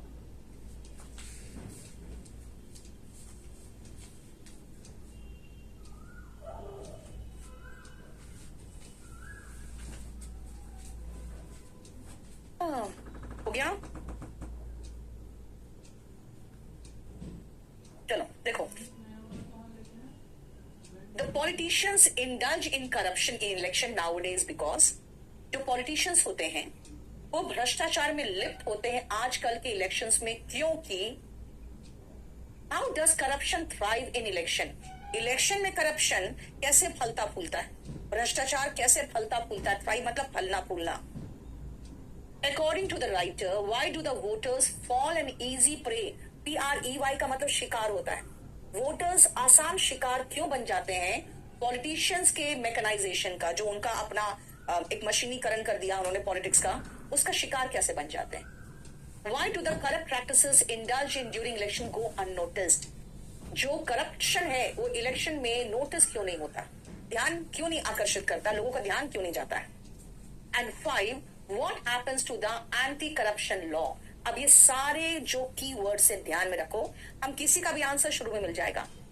One of the main reasons of corruption in election today is the lure of power. यही है एक जगह, तो मुझे एक आंसर मिल गया।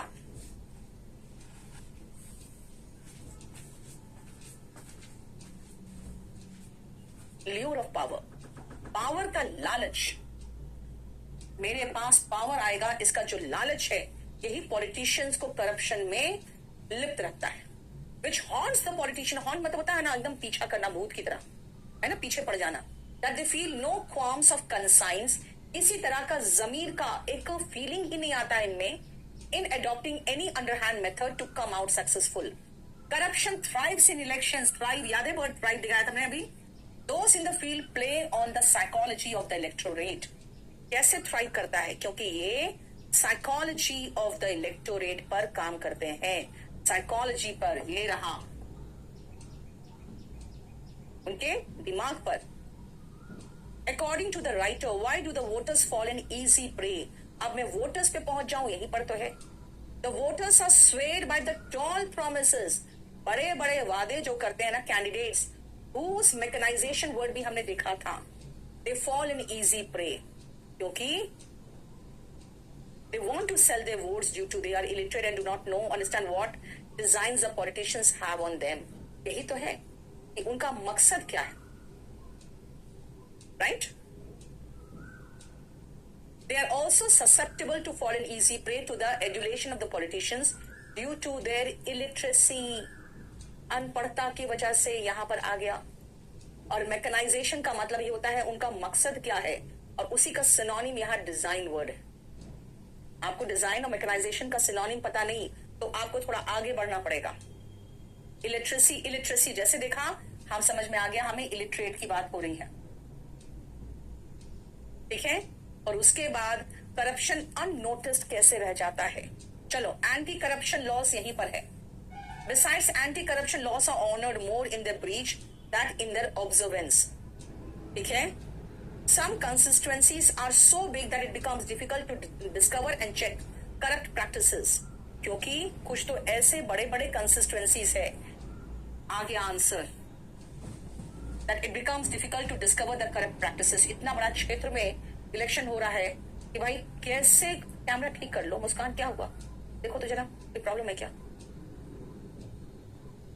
What happens to anti-corruption law? Anti-corruption laws are certainly honored in limited ways.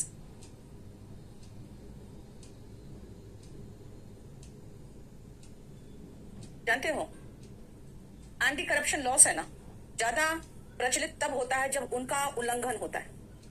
यही तो कह रहा है। Honoured more in the breach, breach का मतलब होता है उल्लंघन, than in their observance, observance में नहीं होता है, ठीक है ना। जैसे आप कोई गलत काम नहीं कर रहे हो तो आपका कोई इज्जत नहीं, आपने किया है तो आप लाइमलाइट में आते हो, वही एंटी करप्शन लॉ में होता है। वो ज्यादा इज्जत तब पाता है जब कोई उसका ब्रीच कर रहा होता है, दान उसको कोई ऑब्जर्व कर रहा होता है। ठीक, देखो, ठीक है। तो आप पांचों, पीछे का टॉपिक क्लियर नहीं दिख रहा है, देखो तो,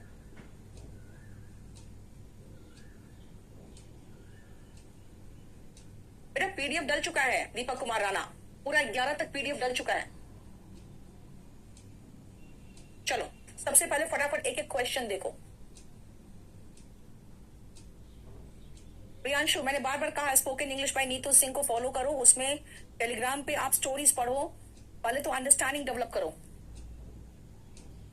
पहला क्वेश्चन देखो और आंसर सर्च मारेंगे अभी। पहले तो क्वेश्चन देखो, दूसरा क्वेश्चन देखो, मोनोटोनस का एंटोनिम पूछा है। तीसरा देखो, सी सॉ का मीनिंग पूछा है। चौथा देखो, money minded people undertake serious work only if, जो पैसे के पुजारी होते हैं वो सीरियस वर्क तभी लेते हैं, करते हैं जब वो क्या, and they regard intellectual development as, intellectual यानी बौद्धिक डेवलपमेंट को क्या मानते हैं वो। 5 क्वेश्चन है इसमें। चलो अब आप क्वेश्चंस देख चुके हैं, आप फटाफट आंसर करना शुरू करो, फिर मैं कराऊंगी। ये वॉल्यूम 2 का है अभिषेक।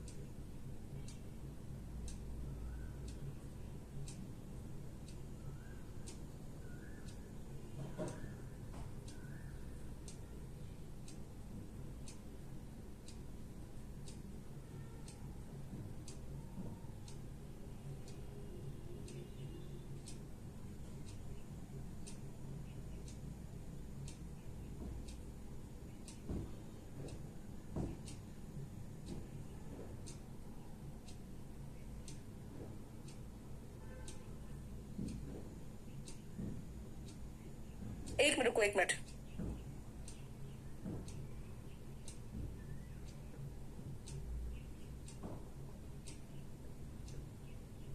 ब्यूटी देख लो, मुझे नहीं पता। थर्ड नंबर क्वेश्चन जल्दी करो फटाफट। ABCD कोई बात नहीं बेटा, 12th में हो तो 12th के बाद ही सब तैयारी शुरू कर देते हैं।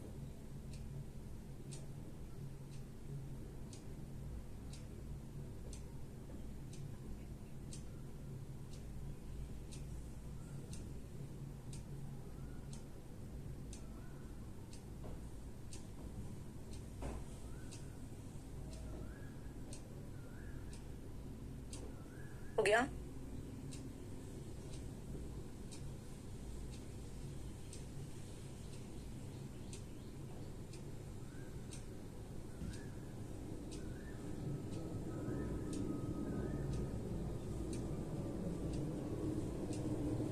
चलो, the statement he waste his money on books demonstrates clearly, भाई बुक्स में मनी वेस्ट होता है, ये कैसे हो सकता है? नहीं?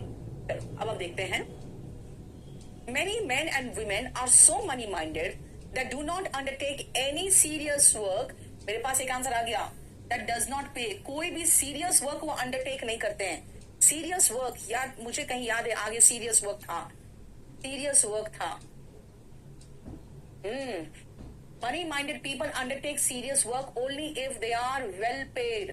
भाई कोई भी काम करेंगे लेकिन पैसा चाहिए, right? समझ में आ रहा है? कोई भी काम करेंगे लेकिन पहले पैसा चाहिए। सीरियस वर्क मेरे दिमाग में फिट हो गया था क्योंकि हमने कीवर्ड पहले देख लिया था। वापस आओ। They believe that it is foolish to exert themselves for such study and brain work as cannot be converted into cash. Hard work only for money and then plenty of play and pleasure, there seems to be the rule of life. इसका मतलब उनका rule of life क्या है? उसका rule of life है कि भाई पैसा चाहिए और फिर प्लेजर चाहिए। ठीक है? द वैल्यू इंटेलेक्ट, इंटेलेक्चुअल वाला था आगे, intellect only as the key to material prosperity. भाई बुद्धि चाहिए, क्यों? क्योंकि ताकि हमारे पास चीजें आए और हमें संपन्नता, हम पैसे वाले बन जाए। And regard personal development as a fad, fad मतलब होता है ना सिर्फ एक बुलावा है और कुछ नहीं, है ना, कुछ भी नहीं है। पर्सनल डेवलपमेंट जैसा कोई चीज नहीं होता है, पैसा चाहिए। अगर आप इंटेलेक्चुअली भी डेवलप कर रहे हो तो क्या चीज के लिए डेवलप कर रहे हो? पैसा के लिए। देखो, he waste his money on books demonstrates क्या है। An old working woman complained to me of her son's habit of occasionally buying some cheap books and said, he wastes his money on books. अगर कोई कह रहा है अपना money तुम waste कर रहे हो बुक्स में, इसका मतलब है कि इनका जो साइकोलॉजी है वो क्या है? मिसरेबल है, बहुत ही दो कोड़ी का साइकोलॉजी है। ठीक है? How materialistic she is that she considers reading frivolous. ये दोनों आंसर हो सकता है। अब मैं कंफ्यूज हूं। How unimportant she thinks money is. नहीं, money book is unimportant. She is poor ना भाई, working woman है। And she said he wastes his money on books.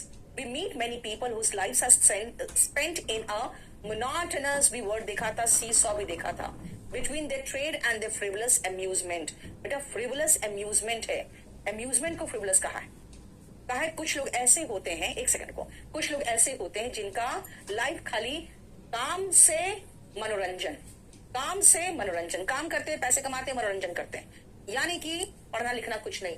तो बेटा इंपॉर्टेंट यहाँ पे ये हो गया कि वो मेटेरियलिस्टिक है, क्योंकि ये मेटीरियलिस्टिक साइकोलॉजी की बात हो रही है।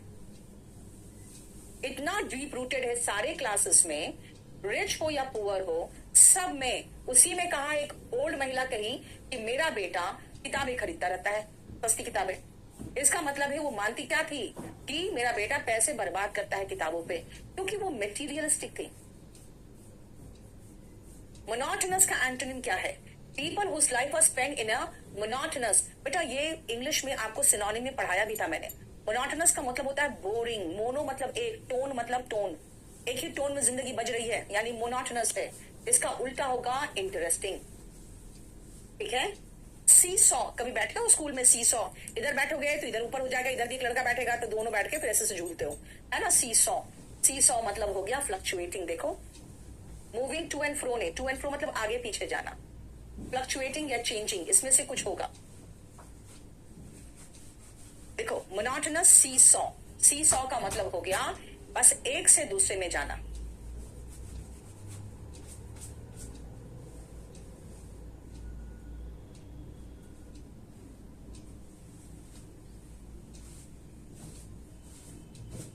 एक मिनट रुकना।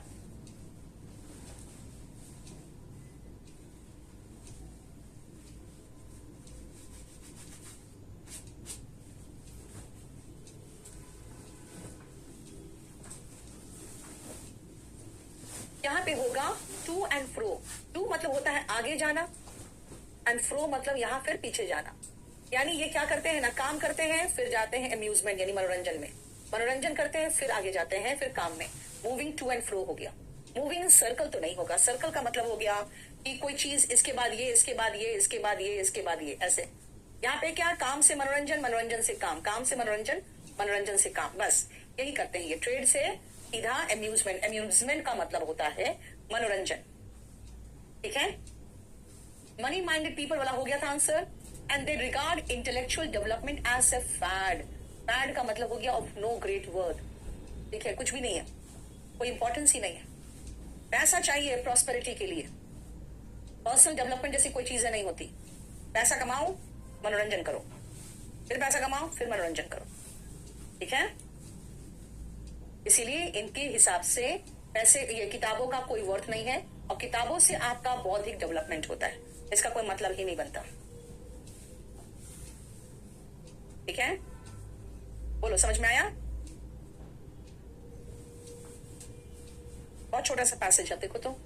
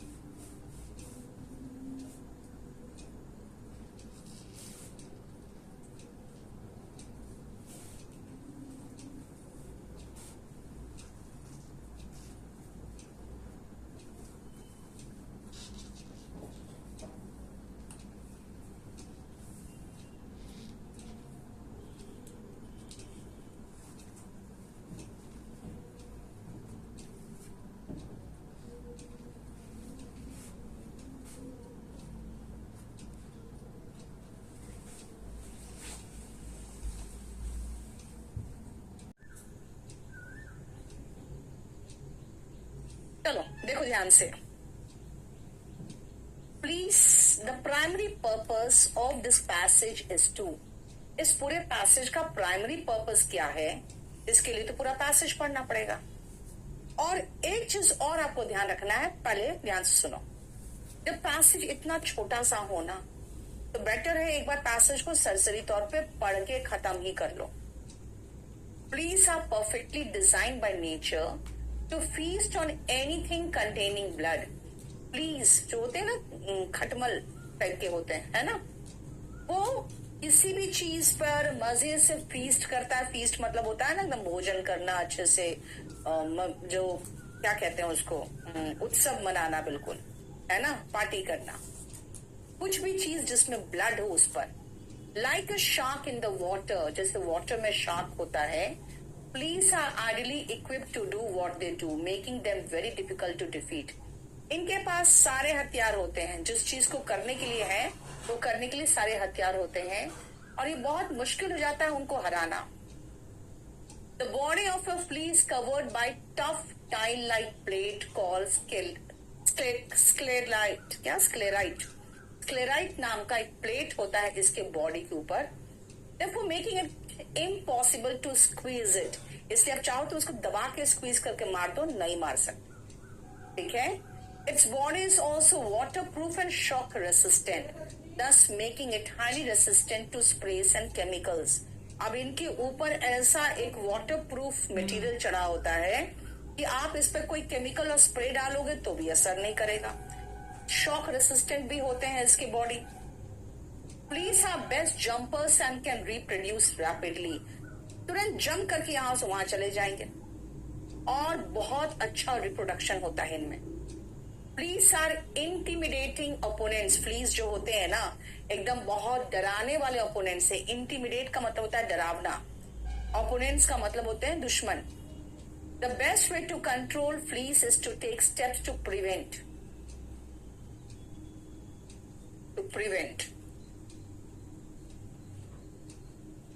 And infestation from ever occurring.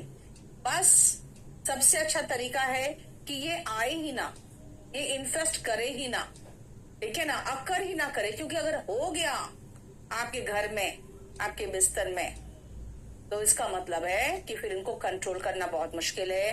Waterproof है, शॉक रेसिस्टेंट है, बहुत अच्छा जंपर्स है, बहुत ज्यादा रिप्रोड्यूस करता है। इन सबसे के कारण उनको आप दबा के मार भी नहीं सकते हो, ठीक है। The primary purpose of this passage is to ये फ्ली इन्फेस्टेशन इतना डिफिकल्ट क्यों है कंट्रोल करने में, वो ऑथर का जो टोन है इस पैसेज में, वो कैसा टोन है बताओ तो। एक तो इंफॉर्मेटिव है क्योंकि इसने पूरा इंफॉर्मेशन दिया है, और ये कंसर्न भी है क्योंकि ये बहुत ज्यादा इस मामले को लेकर चिंतित भी है। अब इन दोनों में आंसर क्या है वो एक बार मैं देख के बताती हूँ। 10th का ना, 10th का 2 था ना,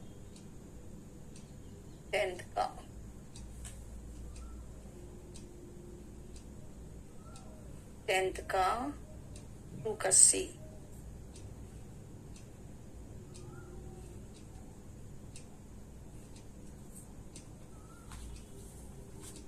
इंफॉर्मेटिव तो है, ये दोनों था। कंसर्न मतलब चिंतित, लेकिन इन्होंने बहुत अच्छा से इंफॉर्मेशन दिया, इसलिए ज्यादा अच्छा आंसर यही है।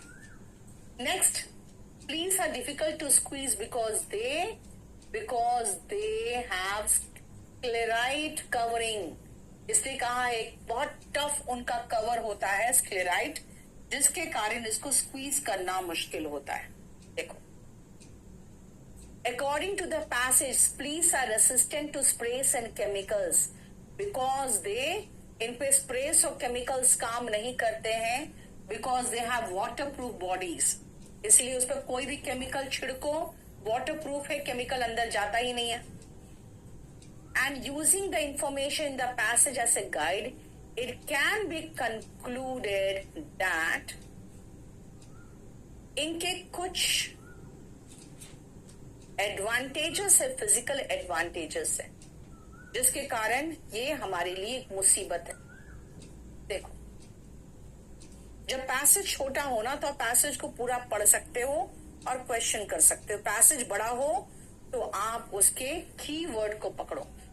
पैसेज बड़ा है तो कीवर्ड को पकड़ो और आ जाओ हमारा 11 नंबर पैसेज पर। अब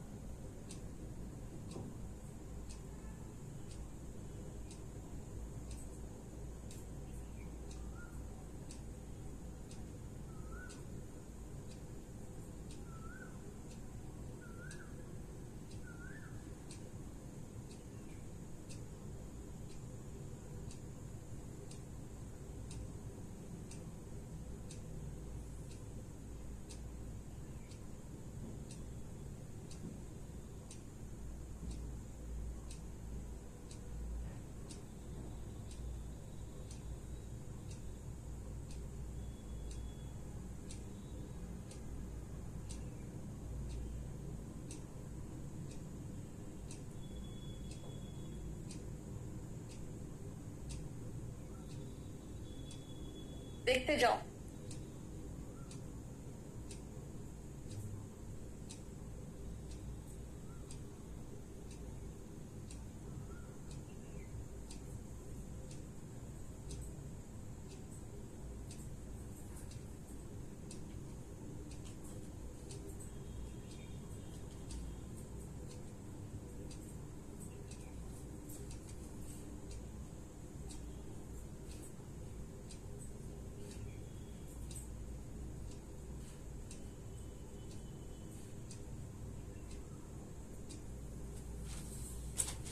और इसमें आपको समझना पड़ेगा क्योंकि इसमें आपको थोड़ा सा कॉम्प्लिकेटेड दिखेगा।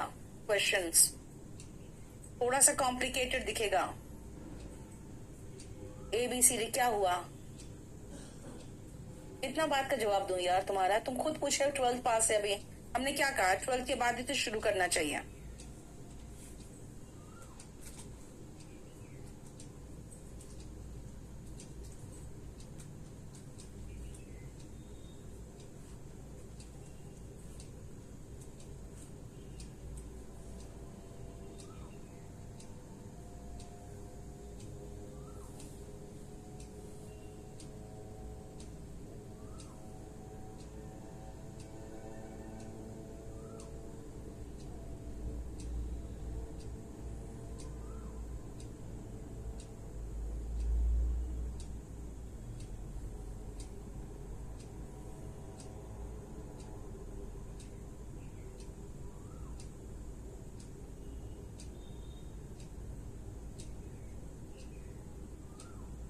ये देख रहे हो, ये कॉम्प्लिकेटेड है। मैं देख रही हूँ आंसर बहुत कम लोग दे रहे हैं।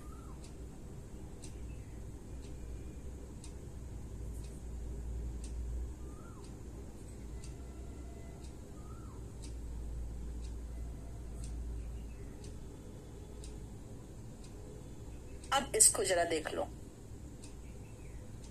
इस तरह के पैसेजेस में है ना, ये बहुत कॉम्प्लिकेटेड तरीके से एकदम बिखरा हुआ है। तो मुझे क्या करना पड़ेगा ना, मुझे उसको 2 पोर्शन में डिवाइड करके अब बनाना पड़ेगा इस तरह से। देखो ध्यान से क्या क्या कहा है, देखो। Some people believe that they are masters of their own fate. कुछ लोग कहते हैं कि हम अपने किस्मत के मालिक हैं।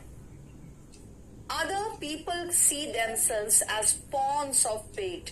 कुछ लोग कहते हैं कि हम किस्मत के हाथ के पॉन से, यानी कठपुतली जो कहते हैं ना, पॉन्स। आप वो पढ़े, वो खेले हो ना चेस, उसी में पॉन्स होते हैं, यानी किस्मत के हाथ के वैसे ही हम कठपुतली है। Believing that what happens to them in the life is due to luck और चांस, ये मानते हैं जो होता है किस्मत से होता है। द फर्स्ट टाइप दोस्त who believe that they control their destinies, जो मानते हैं कि हम अपने किस्मत को कंट्रोल खुद करते हैं, have been labeled internals, ऐसे लोगों को इंटरनल्स कहते हैं। Whereas जबकि the latter, जो दूसरे वाले हैं, who see their lives as being controlled by outside forces, जो मानते हैं कि बाहरी फोर्सेस कंट्रोल कर रहे हैं, have been labeled externals, इनको एक्सटर्नल्स कहते हैं। अब मैंने क्या किया है, ध्यान से देखो। इंटरनल्स लिख दिया मैंने, masters of their fate, control their destiny. Externals hand of fate के कठपुतली है और आउटसाइड फोर्सेस के द्वारा कंट्रोल है। बेटा पूरा पैसेज पढ़ के मैंने ये बना लिया कि इंटरनल्स निर्णय लेने से पहले इंफॉर्मेशन सर्च करते हैं और एक्सटर्नल्स के बारे में ऐसी कुछ बातें दी नहीं गई है कि डिसीजंस कैसे लेते हैं। इंटरनल्स मोटिवेटेड टू अचीव, कुछ भी अचीव करने के लिए मोटिवेटेड होते हैं, और इंटरनल्स अपने एनवायरमेंट को कंट्रोल करते हैं। एक्सटर्नल्स जो इंस्ट्रक्शंस मिलता है उन्हीं को फॉलो करते हैं और स्ट्रक्चर्स रूटीन को काम करते हैं, जो दिया गया काम बस उन्हीं को करते हैं। ठीक है, अब ध्यान से देखो, सारे क्वेश्चंस अब बन जाएंगे क्योंकि हमने इस तरह से आपको अलग अलग चार्ट बना के दे दिए। Which of the following is not correct? Internals have more confidence in their ability, बिल्कुल सही है। Are more enterprising by externals, जो है ना वो रूटीन जॉब कर रहे हैं, तो बिजनेस एंटरप्राइजेस कौन करेगा? Internals he. Go in for more routine jobs, नहीं, एक्सटर्नल रूटीन जॉब्स करते हैं। और इनक्विजिटिव होते हैं, उत्सुक। भाई जो इंटरनल्स होंगे, जो अच्छी अच्छी चीजें दिया है वो इंटरनल्स के बारे में दिया है, तो उत्सुकता किस में होगा? इंटरनल्स में ना। नेक्स्ट आओ, which of these is correct? ऐसे क्वेश्चन सबसे लास्ट में करना क्योंकि उससे चार क्वेश्चन कराएगा आपको। इंटरनल्स बिलीव इन डेस्टिनी, बाई इंटरनल्स डेस्टिनी में बिलीव नहीं करता। Internals seek jobs which are full of fun, ऐसे जॉब इनको चाहिए जिसमें फन और एंजॉयमेंट हो। ऐसा कुछ नहीं है, फन और एंजॉयमेंट की तो बात ही नहीं हुई। Internals believe in receiving guidance, एरिड नहीं, and directions from superiors only. भाई इंटरनल्स को डायरेक्शंस और गाइडेंस नहीं चाहिए, ये गलत है। Internals seek jobs which call for more initiative, ये करेक्ट है। जिसमें इनिशिएटिव खुद लेना है वही तो इंटरनल्स करते हैं। करेक्ट कौन है? करेक्ट तो यही है।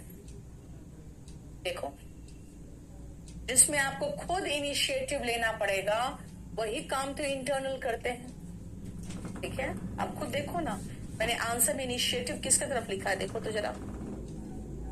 इनिशिएटिव लेते हैं, मोटिवेटेड टू अचीव, कुछ भी करने के मोटिवेटेड होते हैं, इनिशिएटिव लेते हैं। ठीक है, नेक्स्ट आ जाओ, question number 3। External perceive themselves, external क्या मानते हैं खुद को? हाँ, ये मानते हैं ऑर्गेनाइजेशन में क्या आउटकम आएगा, मुझे क्या मतलब, मैं क्या कर सकता हूं, मुझे तो जो काम दिया जाता है मैं कर लेता हूं, है ना। उनका कोई बस नहीं है, ये कोई इंफॉर्मेशन की खोज नहीं करते हैं। सक्सेस ऑफ द ऑर्गेनाइजेशन में इनका कोई हाथ नहीं होता। सेल्स वॉल्यूम बढ़ाने में इनको कोई मतलब नहीं है, ये जो काम दिया जाएगा बस वही कर लेंगे, that's it. External opt for acquiring new skills, ना भैया। Believe that initiative and drive are important, नहीं, एक्सटर्नल ये नहीं करता है। Believe that destiny controls the life, ये बिल्कुल सही है। ये मानते हैं किस्मत इनके लाइफ को कंट्रोल करता है। और हमें जब पैसेज पढ़े ना हम, तो हमने इंटरनल्स के नीचे बना लिया इंटरनल्स क्या क्या करता है, और एक्सटर्नल्स के बारे में जो जो जानकारी दी एक्सटर्नल का बना लिए। ठीक है, देखो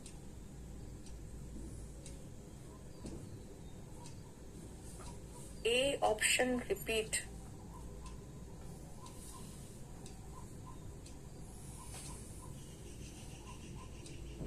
बेटा फ्रैंटिकली का मतलब होता है ना बहुत तत्परता के साथ, इंफॉर्मेशन तत्पर खोजता है। कौन? एक्सटर्नल ना भैया, इनको इंफॉर्मेशन से कोई मतलब ही नहीं है। ठीक है, ये मैंने 11 पैसेजेस कराए हैं जिसमें आखिरी में आपको प्रॉपर टेबल बनाना पड़ गया। एक छोटा सा पैसेज था खटमल वगैरह पे, वो तुरंत ही हो गया। खटमल पर जो पैसेज था वो तुरंत हो गया क्योंकि हमें पैसेज पूरा ही पढ़ लिया मैंने। और बाकी सब में जो थोड़े बड़े थे हमने कीवर्ड्स पकड़ा और कीवर्ड पकड़ के सीधा पहुंच गए। लास्ट क्लास में मैंने एक एक क्वेश्चन का की पकड़ा। आज हमें लगा कि मैं आपको दूसरा तरीका बता दूं कि सारे क्वेश्चन का की पकड़ लो और उसके बाद बना लो। ठीक है, चलो सारा का सारा लोड हो जाएगा। और कल और आज मैंने 2 क्लासेस ले लिए हैं कॉम्प्रिहेंशन के। आज इतना ही रहने दो, खत्म।